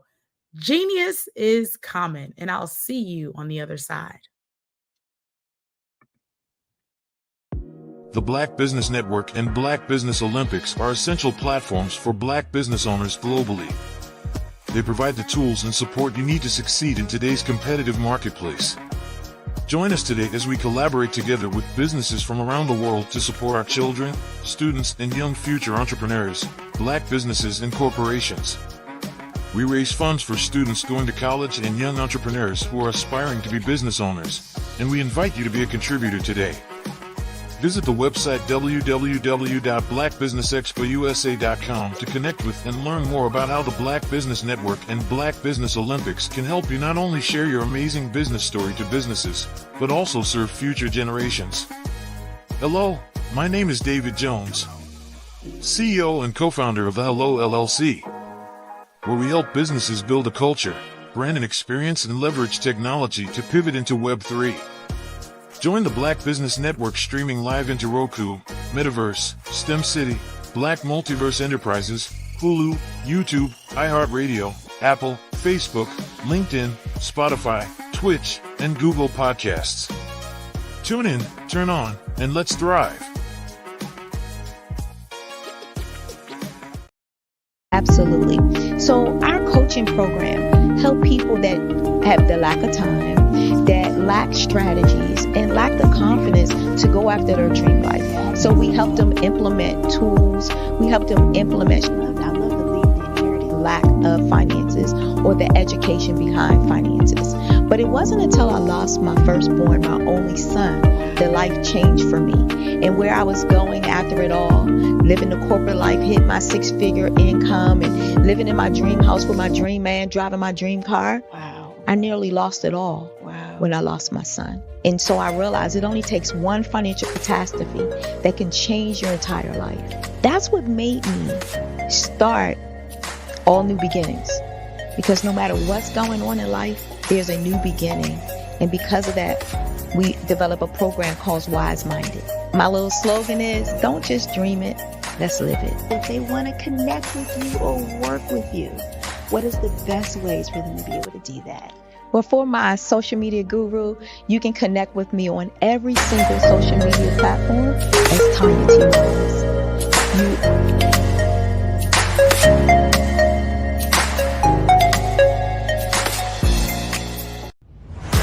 Social media is evolving. It's more vibrant, more colorful, more energetic, and so are you. It's not just photos anymore. It's video, it's audio, it's subscriptions. And now there's Fanbase, a new monetized social network. Fanbase delivers the complete native app experience with full content monetization for every user. No algorithms that shadow ban your engagement or growth, and no ads. Follow anyone for free and subscribe directly to your favorite creators for $4.99 a month. Plus, show some love by tipping on any post. Also, make a Fanbase page and monetize your content the same way. Finally, connect with your followers by posting the amazing content you already create. And now, get paid for it. It's time to energize and monetize, because everyone's a fan of something and everyone has a fan base.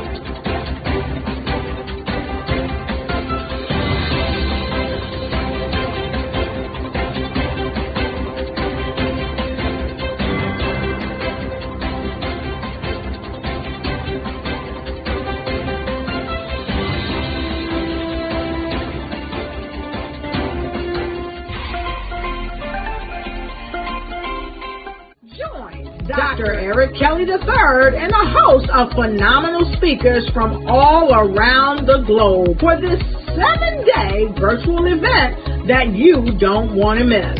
The mission of the Black Business Expo is to raise scholarship money from kids all the way from high school, all the way from college. The Black Business Olympics is one of the largest Black business showcases in the world. It is an opportunity for businesses and companies to showcase their businesses globally. We are going to be giving away laptops up to $5,000 away to students. Again, I'm Olivia Appleberry, the founder of 2 Cents Finance and one of the speakers for the expo. I am so excited to see you there. For more info, go to www.blackbusinessexpousa.com or call 919-308-9090 and hope to see you there. I am Black Business. From the moment I wake until the time I sleep.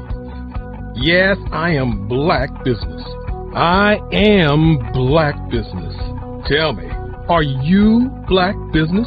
I am Black Business. Do you support Black businesses?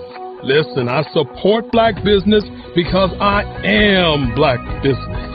Black Business Expo, one of the largest business showcases in the history of Black business in the world.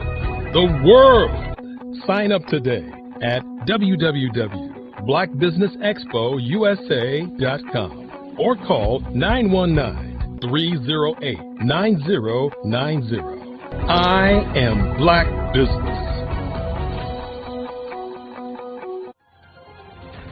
I am Black Business. From the moment I wake until the time I sleep, I am Black business. I am Black business. Are you Black business? I am Black business. Do you support Black businesses? I support Black business because I am Black business. Black Business Expo, one of the largest business showcases in the history of Black America in North Carolina. Join Dr. Eric Kelly III and a host of phenomenal speakers from all around the globe for this 7-day virtual event that you don't want to miss. The mission of the Black Business Expo is to raise scholarship money from kids all the way from high school, all the way from college. The Black Business Olympics is one of the largest Black business showcases in the world. It is an opportunity for businesses and companies to showcase their businesses globally. We are going to be giving away laptops up to $5,000 away to students. Again, I'm Olivia Appleberry, the founder of 2 Cents Finance and one of the speakers for the expo. I am so excited to see you there. For more info, go to www.blackbusinessexpousa.com or call 919-308-9090 and hope to see you there. I am Black business. From the moment I wake until the time I sleep. Yes, I am Black business. I am Black business. Tell me, are you Black business? I am Black business. Do you support Black businesses? Listen, I support Black business because I am Black business. Black Business Expo, one of the largest business showcases in the history of Black business in the world.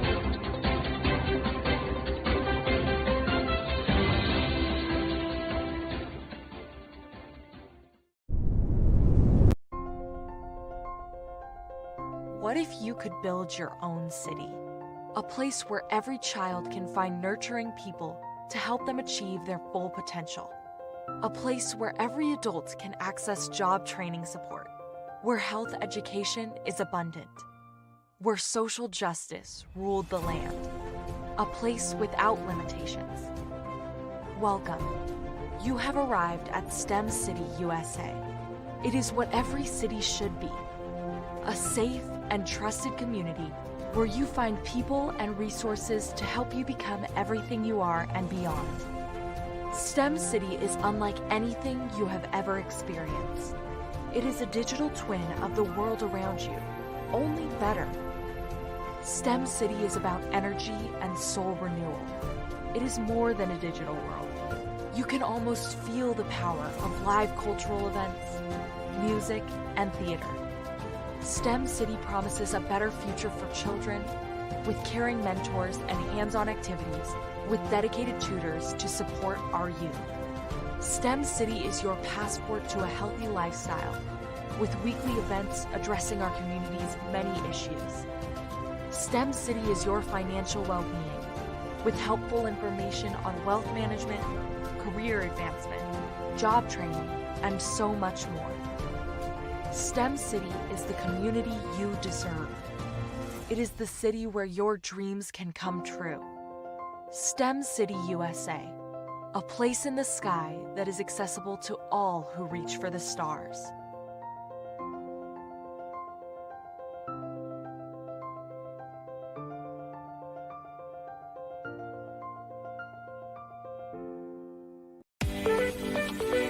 You are in the right place at the right time. The Black Business Network opens again for its Black Business Olympics, a 24/7 broadcast on business, strategies, global branding, social media marketing, finance, advertisement, and much, much more.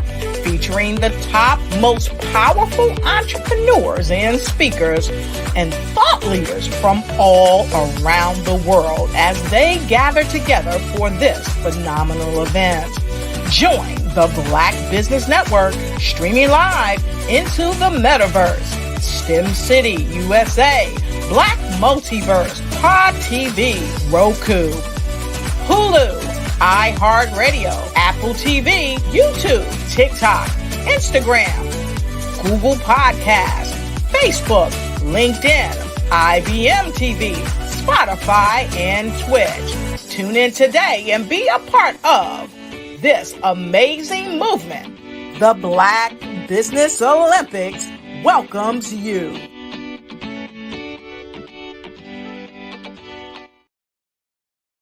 Hello, I am Dr. Eric Kelly III, the visionary strategist and founder of the Black Business Olympics. I invite you to showcase your Black-owned businesses on the Black Business Network global stage. The Black Business Olympics is a global Black Business Network platform that propels Black-owned businesses into the international spotlight. By showcasing your business on the Black Business Olympics platform, you can reach a worldwide audience of potential customers, partners, and investors. You can also establish yourself as a thought leader and expert in your field, attract lucrative partnerships, and more speaking engagements. In addition, the Black Business Olympics platform provides a valuable opportunity to connect and collaborate with like-minded entrepreneurs and business professionals from around the world. This can lead to new business opportunities, ideas, and relationships. Finally, by sharing your story and expertise on the Black Business Olympics platform, you can inspire and empower others. This is a powerful way to make a positive impact on the world and leave a lasting legacy. If you are a Black-owned business owner, I encourage you to seize the opportunity to showcase your business on the Black Business Olympics platform. It is a once-in-a-lifetime opportunity to make an indelible mark on the world. Be one of the 1,000 visionary entrepreneurs who are changing students' lives, shaping industries, and leaving an unforgettable legacy for their families. Unleash your voice on our global stage and watch your business thrive. Black Business Olympics is one of the largest Black business showcases in the history of Black business in the world. Yes, the entire world. Just give me a call today at 919-308-9090.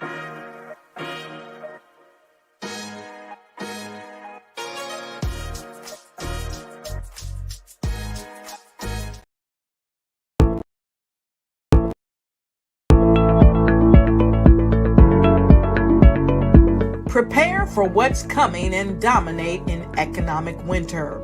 Stand strong and thrive by showcasing your great products and services globally through the Black Business Network and Black Business Olympics.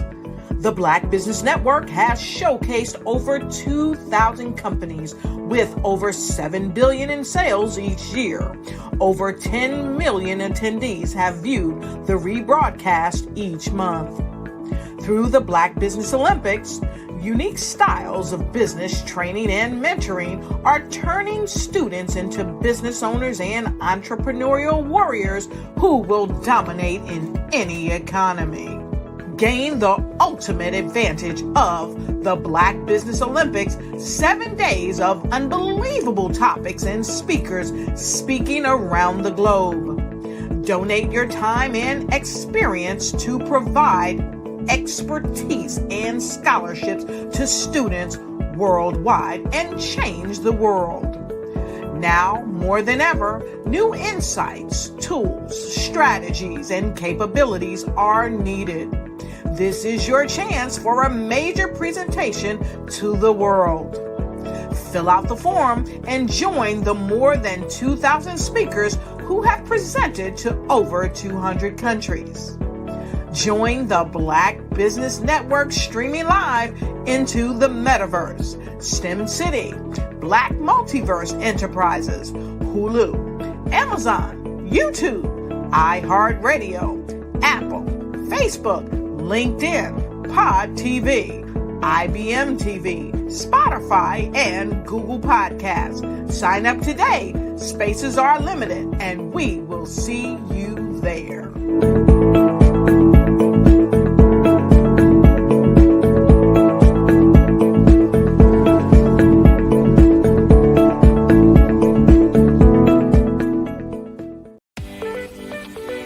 You are in the right place at the right time.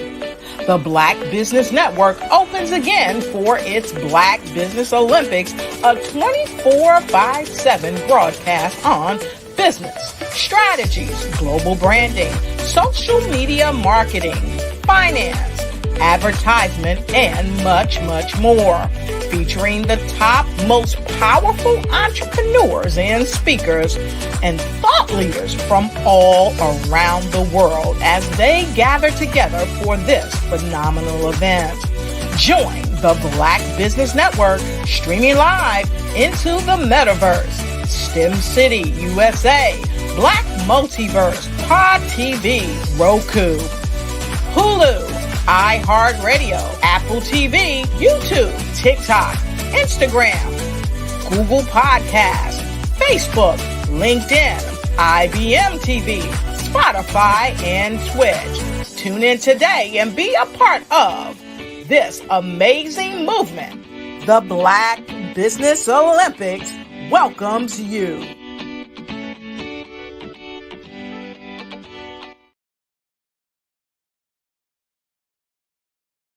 My friend, my brother is with us, RJ Stevenson.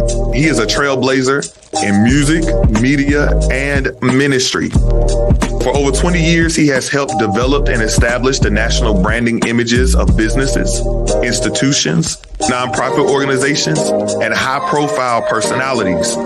He's a successful church planter. He has been blessed to serve as a preacher, a presenter, and a speaker at various conferences and conventions across the globe. He has established several successful churches and ministries under the brand The Infinity Church in Raleigh, North Carolina, Conway, Arkansas, and currently in Tampa, Florida. Stevenson's insight in media and evangelism caused ministry to soar during the season of a pandemic. The church has left the building by embracing a hybrid model that served both physical and digital ministry partners. We are excited to have this man of God to come before us.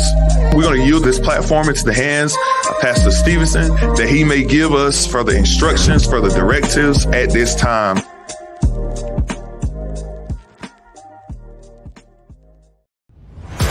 Social media is evolving. It's more vibrant, more colorful, more energetic, and so are you. It's not just photos anymore. It's video, it's audio, it's subscriptions. And now there's Fanbase, a new monetized social network. Fanbase delivers the complete native app experience with full content monetization for every user. No algorithms that shadow ban your engagement or growth, and no ads. Follow anyone for free and subscribe directly to your favorite creators for $4.99 a month. Plus, show some love by tipping on any post. Also, make a Fanbase page and monetize your content the same way. Finally, connect with your followers by posting the amazing content you already create. And now, get paid for it. It's time to energize and monetize, because everyone's a fan of something and everyone has a fan base.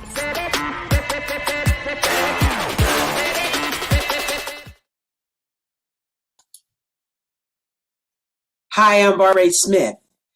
Genius is common. My genius is executive coaching and professional corporate training. As the master executive coach and corporate training ambassador for the Genius is Common movement, I help business owners craft their stories in such a way that you know exactly what they do, what they have, and what they bring to the table. Many times as business owners, we are asked, so what do you do for a living? And we could be crushing in our businesses, but we're not quite sure exactly what to say in a short amount of time. Well, I help you take those stories that are the reason why you're in business and why you're so passionate about your business, and craft them in such a way that people are drawn to you as opposed to being repelled by you. Because every conversation, every time you talk to someone about your business, you are excited about it. But are you really conveying what you do, what you have, and what you bring to the table? And do really people understand why you care so much and why they should care that you have the solution to their problem? Well, I'm here to help you with that. As a master storyteller, I can help you with your stories and spin them in such a way that they are intriguing and fascinating. People want to listen to you talk about your business. That's why at the Genius is Common movement, I am the master executive coach and professional training ambassador. That's my genius. And genius? Oh yeah, it's common. We all have the opportunity to impact the lives of others, whether it is a simple act of kindness, a smile, a nod, or just saying hello. Hello, I'm Pamela D. Marshall, corporate mindfulness coach and author of The Art of Forgiveness. I enjoy every opportunity to interact with others, whether they're in my home, sitting at my table for a holiday feast, or simply stopping by to say hello. My mother would often tell us, speaking is a sign of intelligence. Open your mouth, part your lips, show a smile, and say hello. Genius is common.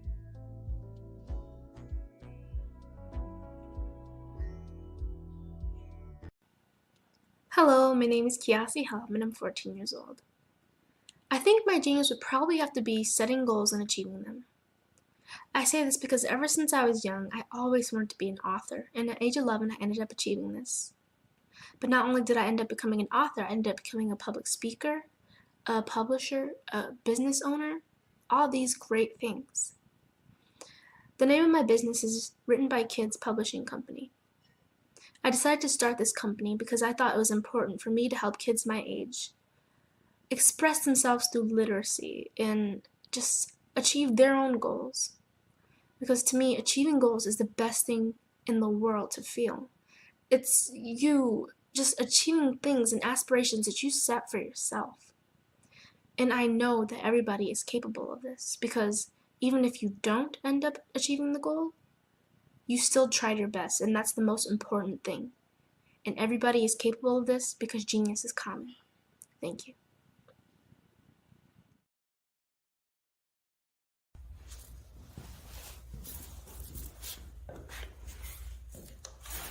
How you doing?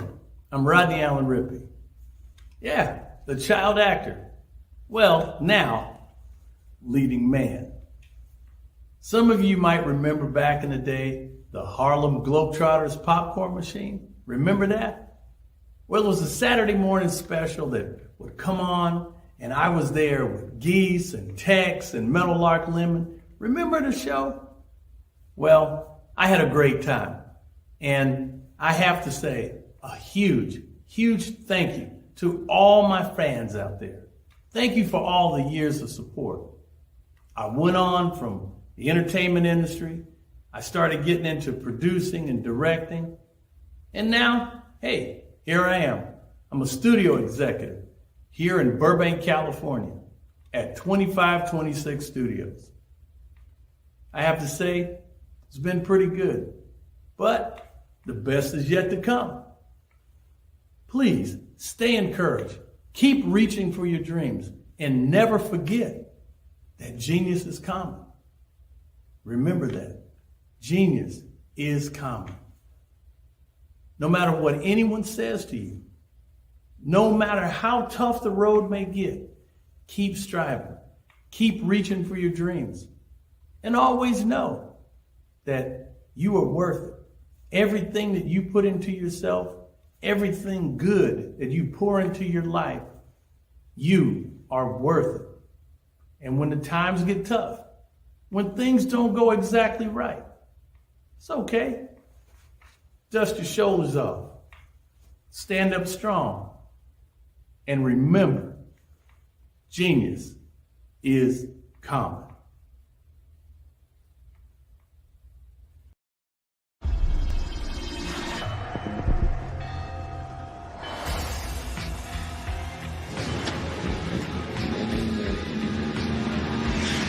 La connexion. La connexion.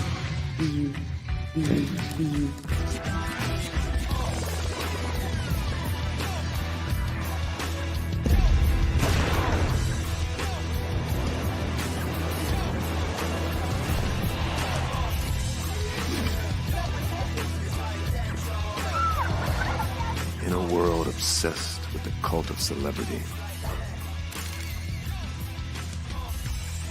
I challenge you not to aspire to anyone else's greatness, but instead strive to reveal and ignite the greatness within you.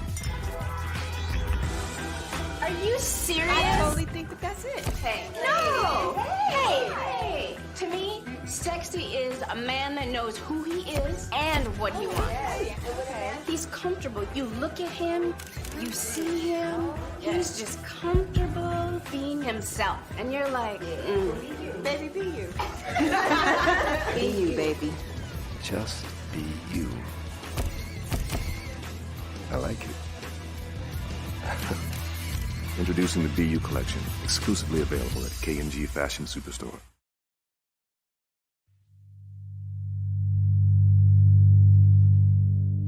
So what we have to do is when we get in the spot, we need to create some spots for us. That's the main thing. We need to be able to be in a position where we're able to create those spots for us. For me, being an entrepreneur, I'm not just going to get a business and then leave you sitting high and dry. If you ask me some questions about entrepreneurship, I'm going to give you as much as I've received. I've seen people who made it, and then when you ask them, it's like, okay, now you have to pay me for the information, the same information I got for free. We probably in totally different cities. There's no way that we're going to bump heads or anything. We're not competing. Bring me up with you. And so I just think that whatever education that I have, then I need to be able to give that to my own as well. So create the spots. You can create the spots when you get there.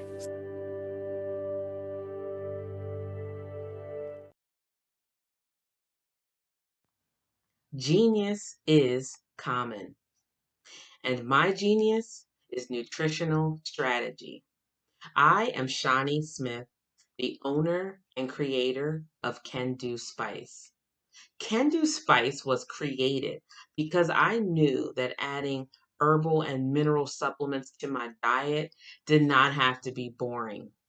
In fact, because I'm a food enthusiast, I knew I could create something flavorful and explosive that also had the benefit of adding herbal supplements such as sea moss, bladderwrack, burdock root, and black seed, just to name a few.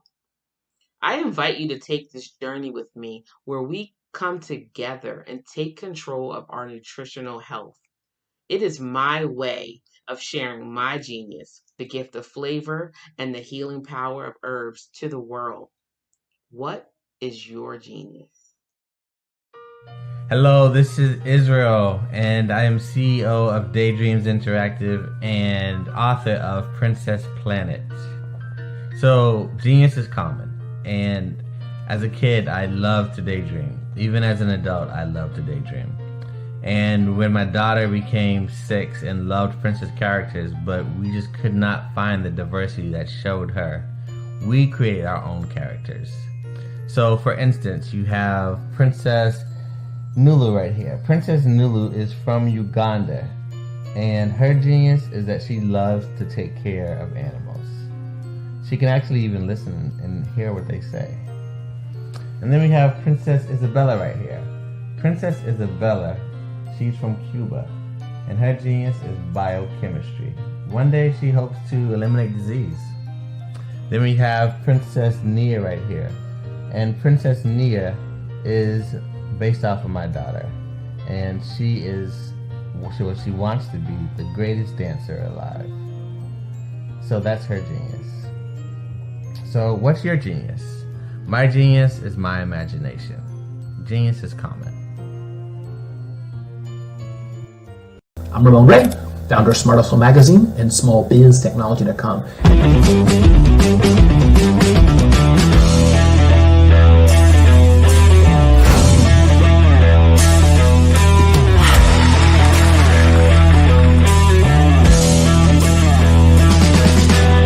You're here today to celebrate small business success. Stand up on your feet. You rocked the house. It was amazing. Didn't we learn? For me, success comes from failure. One thing not to do is shake somebody's hand like this.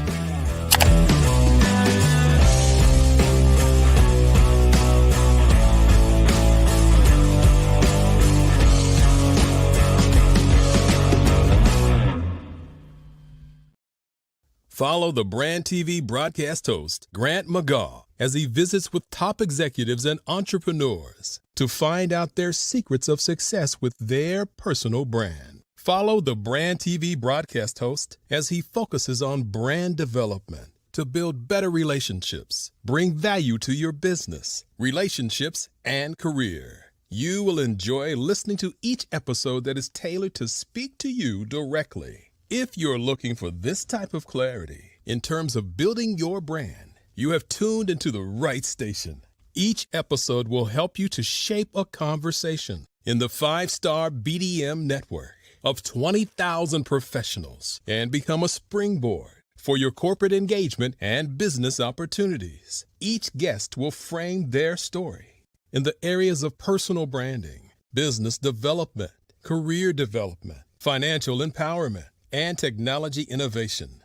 Grant McGaw explains why he is the CEO and owner of his own professional career. Grant is an accomplished business leader and entrepreneur who wants to give back to individuals to grow their personal brand strategy. Tune in as he weaves his story about new possibilities, while to you exceed expectations. If you love storytelling, this show will make for fun.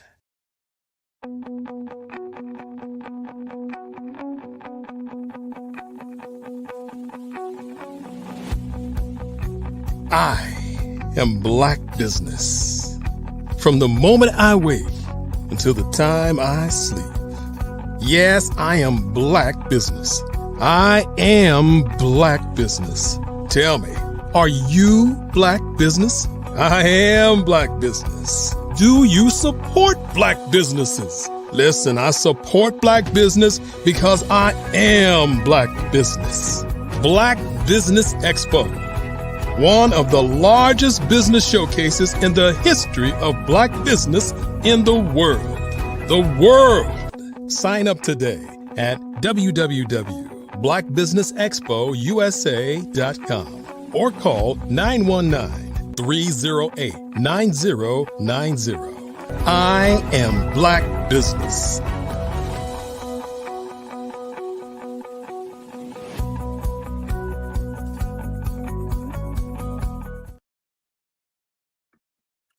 Welcome back. Good evening, everyone, business owners, entrepreneurs, thought leaders, corporations, and welcome to the Black Business Network. My name is Dr. Sade, and I am your business moderator for this evening.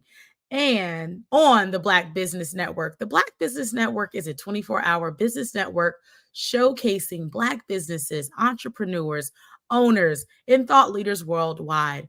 We have speakers from North Carolina, London, Singapore, Africa, Japan, and countries all over the United States. The Black Business Network is a global community sharing its business knowledge to empower, inspire, and educate Black businesses on business. Our first speaker is Giselle Bonds. Giselle Bonds, armed with a BS in advertising and a minor in marketing, brings a wealth of experience to her clients. After contributing her expertise to Fortune 500 companies in customer service, sales, and marketing, she founded Positive Hire. She will be celebrating an impressive 35 years in business in October, with 32 of those years being a brick and mortar. In 2016, she niched down for all things portrait photography to from all things portrait photography to specialize in personal brand photography. Her mission is clear: to empower clients to enhance their personal brands, attract more opportunities, and boost their bottom line. Giselle is more than a photographer. She's a personal brand visibility strategist, emphasizing the importance of being the face of your brand. She shares her insights across the nation, enlightening audiences about the power of brand visibility. Clients can work with her one on one or join her membership, the Brand Visibility Accelerator, for a group coaching experience. Genius is common, and I'll see you on the other side. And we are excited to have Giselle Bonds with us today. Hello, Giselle. How are you doing? Greetings from California. Welcome to my photography studio. I could tell you've been hanging out with my biz bestie, Michelle Hayward, the none other, because she's Positive Hire. I'm Positive Images. Welcome to Positive Images, Positive Hire, and we have Positive Images. So, Giselle, tell us a little bit more about how you got started in business. I got started in business because I always wanted to be a photographer. I was that kid in the 4th grade that would take the camera on the field trip. And eventually I understood I wanted to do senior portrait photography rather quickly after leaving college. Awesome. So how did you, transition from this working in marketing to now I want to do photography full time, which turned into a 30-year brick and mortar career? Well, it'll be 35 years in October, girl. To be honest, at the root of it, it was institutional racism. I spent a couple of years working on my career in a corporate environment, and I just could not unsee the things that I saw, including a coworker sitting at my desk dressed like Aunt Jemima on Halloween in blackface. So I decided that I did not want to be that vulnerable, and I wanted to be in control of my destiny. And I learned in corporate that if management changes over you, that your whole career can shift, and just the politics of it, that it's really not always about what you do and how you perform. It's about your network, who has your back. And I thought, I'm out. I can do bad all by myself. I wanted control of my destiny. So you wanted control, so you transitioned. So tell us some of the lessons that you've learned over these 35 years in business, almost 35 years in business, that newer entrepreneurs can benefit from. The number one thing I would say if you're starting out in business is to identify your professional trade associations, whether they be national or global or local. Being able to connect with other people who are committed to the industry that you're in is going to save you time, because you do not want to figure out all the things on your own. So having a mentor in your industry and being in your professional trades associations will help you see the roadmap that other folk have already figured out. We don't have time to take the long way. We need the shortcuts. We need the shortcuts. Awesome. What are some of these other nuggets that you want to share with our entrepreneurs? Well, because I started out in advertising, and so in 2016, I decided to niche down from all things portrait photography to concentrate on personal branding. And that is because that allows me to combine my love of social media with my background in marketing and sales to uniquely serve people. And one thing I know after being in business for this long is being visible is the keys to the kingdom. If people can't see you, they can't pay you. And I say that all the time to my clients, that I need you to stop hiding behind your logos, become the faces of your brands, because people buy from people, not from logos. So staying top of mind in the mind of your ideal client, your consumer, is how you keep the phone ringing, how you keep your appointments filled. And now more than ever, being visible means being visible on digital platforms. And so you can't avoid becoming a content creator. It's mandatory at this point. And having a good foundation and ground game, as I like to call it, which is traditional marketing, where I cut my teeth, knowing how to work a trade show, knowing how to buy a list of physical addresses to do email marketing, knowing how to work a chamber mixer. I consider that ground games. The skills that I've learned in the last 6 or 7 years are more digital based, like email marketing and leveraging social media. Is the combining of the two, the air game and the ground game, that you need to remain relevant. Okay, let's talk a little bit more about that. Break that down. What exactly is air game and what exactly is ground game? And then we can talk about combining the two. So as I just said, the ground game, I consider the strategies I learned traditionally coming up in my business, like getting in the trenches and kissing babies at a trade show, learning how to do direct marketing, physical marketing with physical mailings with stamps and postage, telephones. Those are the sorts of things I consider ground like networking in person. Air game is more electronic based. So email marketing, social media strategies, having online sales funnels, those are air game strategies. Got it.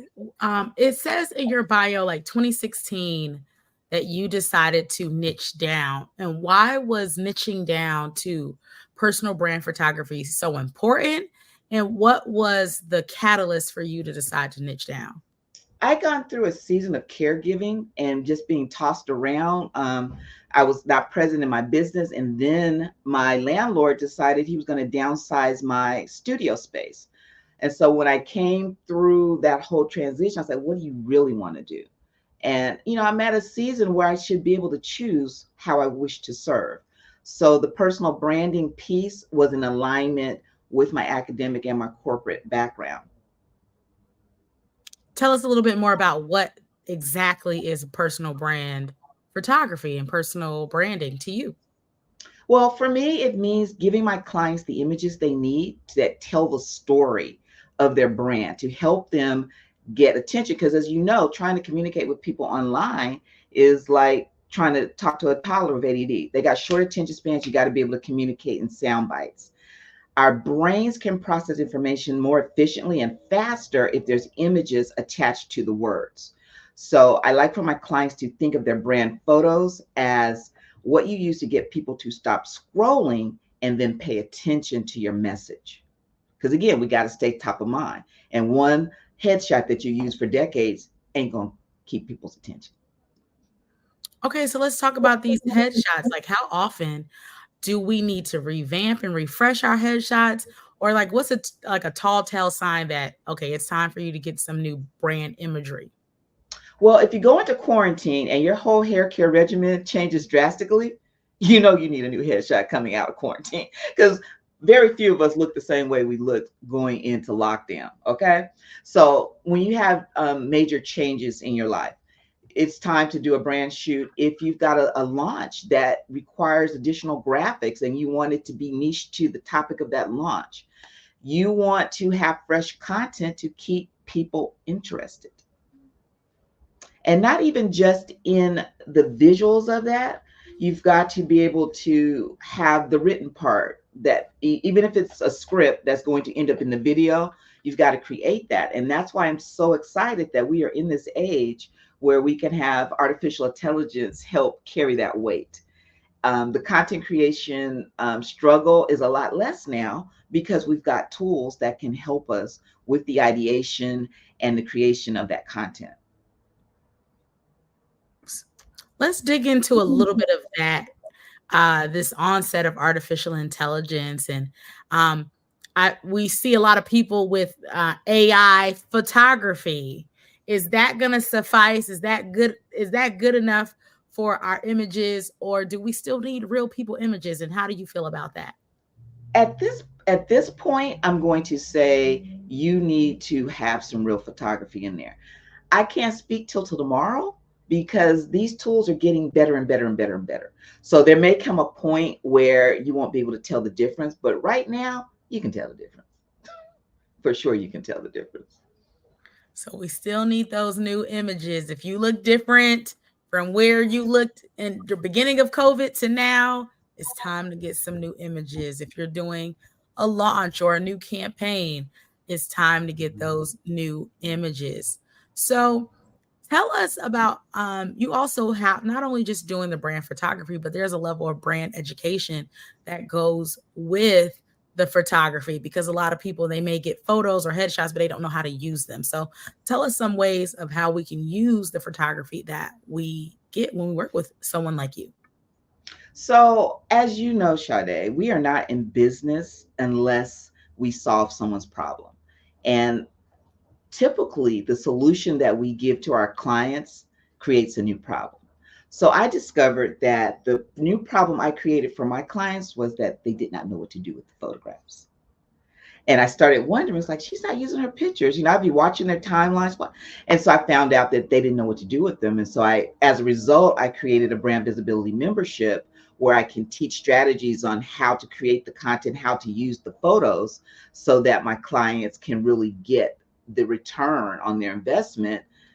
And it's a beautiful thing because what they discover is when they start using those brand photos, they actually start to feel more professional. So when you start putting imagery out that is a more elevated you step into that persona.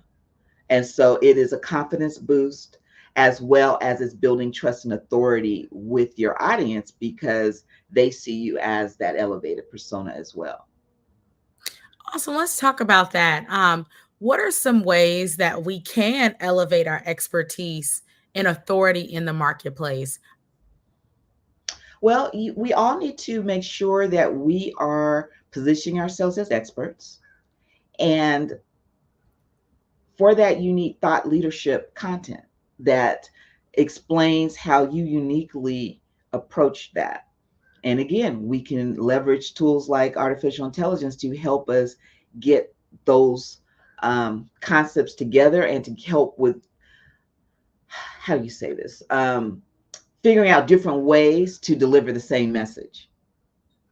Okay, awesome. So let's expand on that. Let's dig a little bit deeper on these multiple ways to share the same message.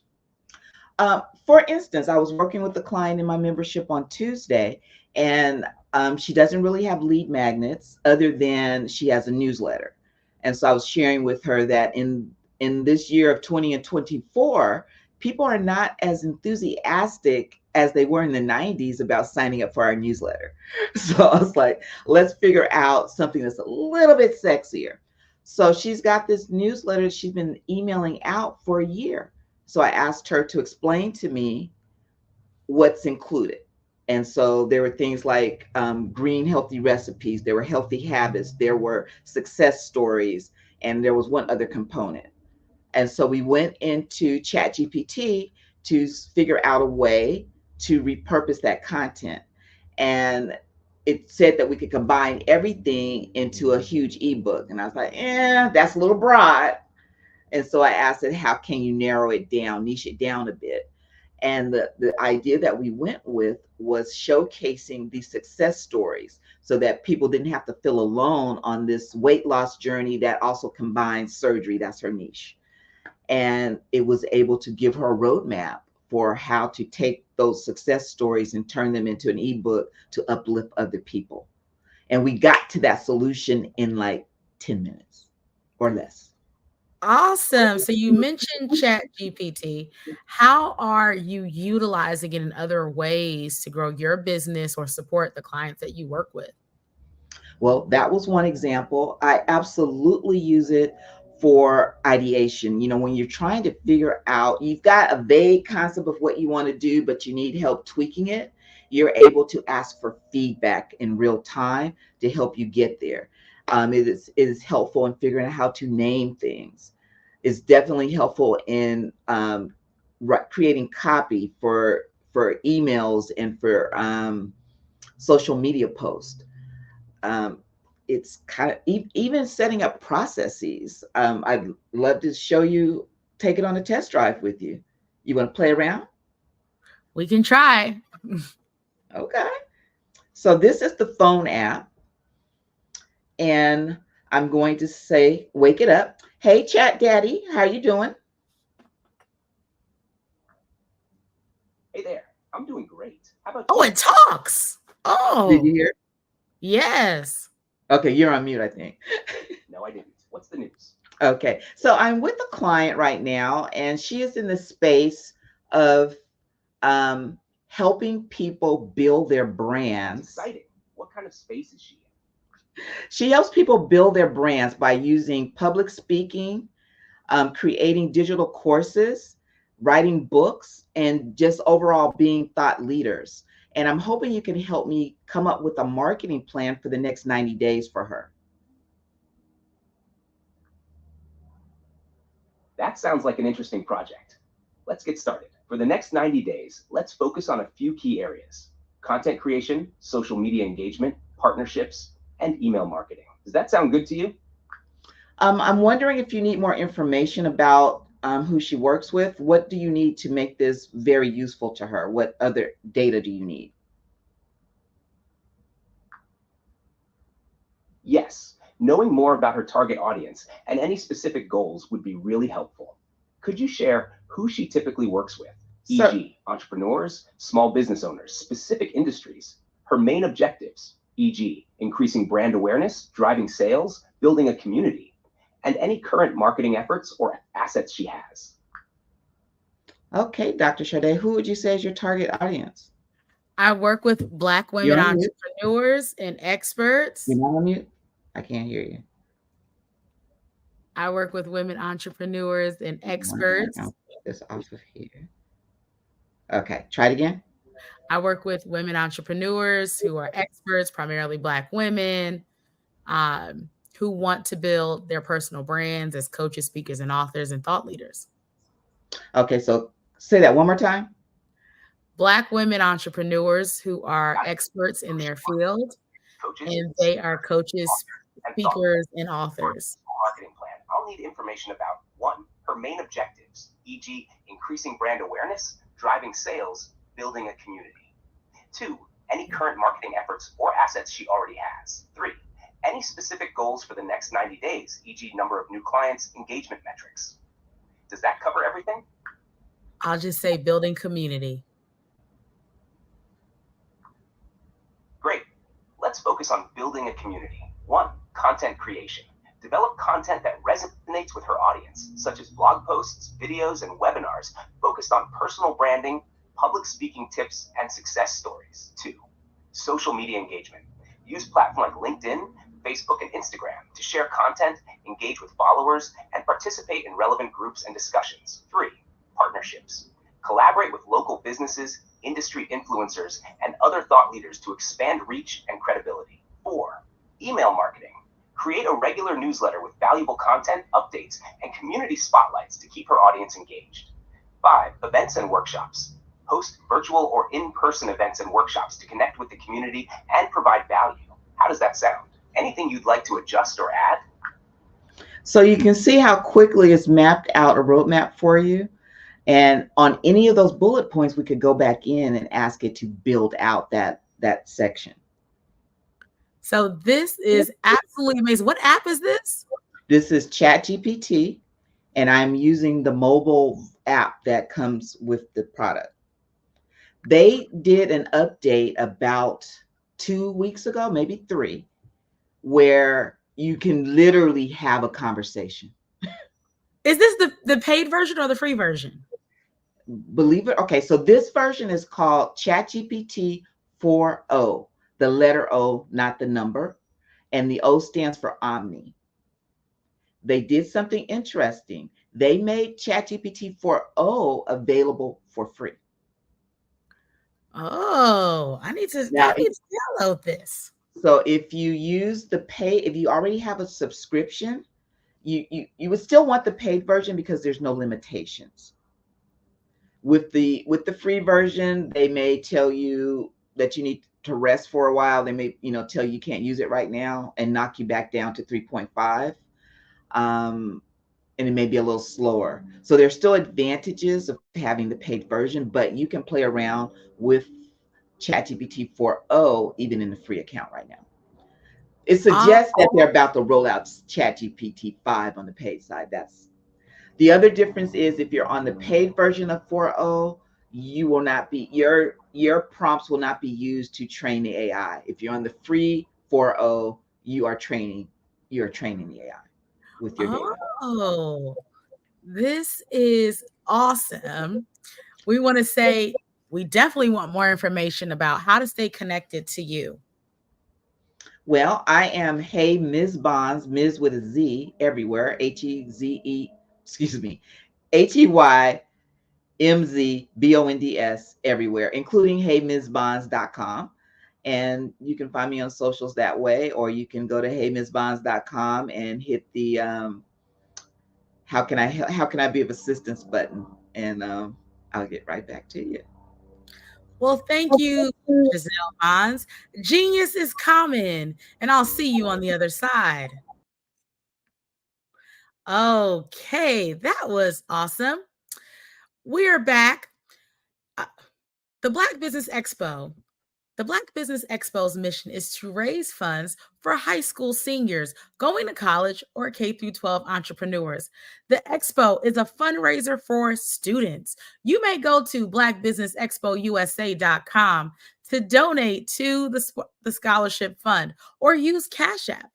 And you can say $BBXUSA. Our goal is to give laptops and up to $5,000 to 10 students. Students can register online at blackbusinessexpousa.com. Every dollar counts. So we want to remind you to donate to the scholarship fund.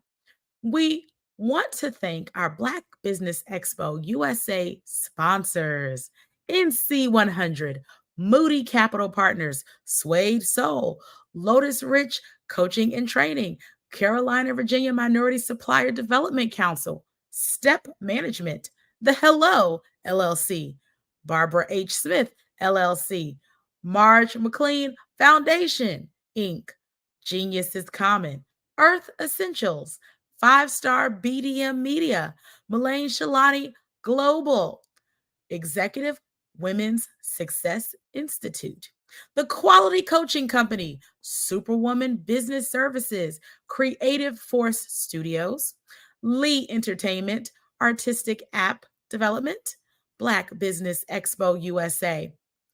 Remember, genius is common, and I'll see you on the other side.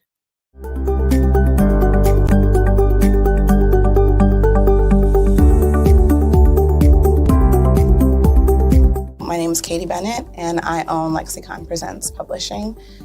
Hello, I am Dr. Eric Kelly III, the visionary strategist and founder of the Black Business Olympics. I invite you to showcase your Black-owned businesses on the Black Business Network global stage. The Black Business Olympics is a global Black Business Network platform that propels Black-owned businesses into the international spotlight. By showcasing your business on the Black Business Olympics platform, you can reach a worldwide audience of potential customers, partners, and investors. You can also establish yourself as a thought leader and expert in your field, attract lucrative partnerships, and more speaking engagements.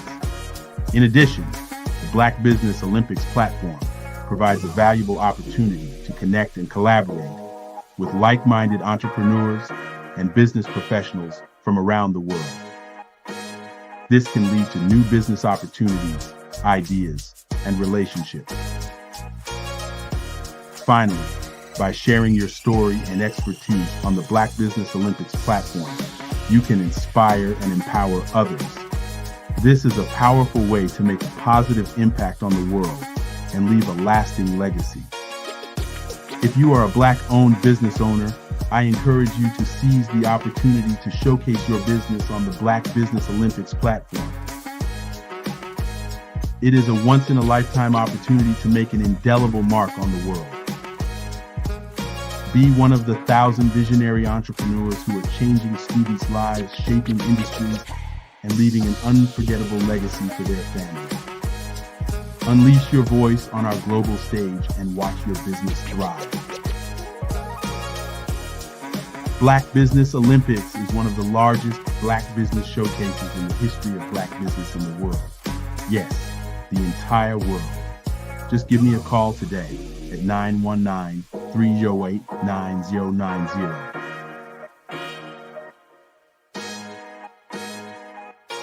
Artist to me is a creative expression of something from nothing.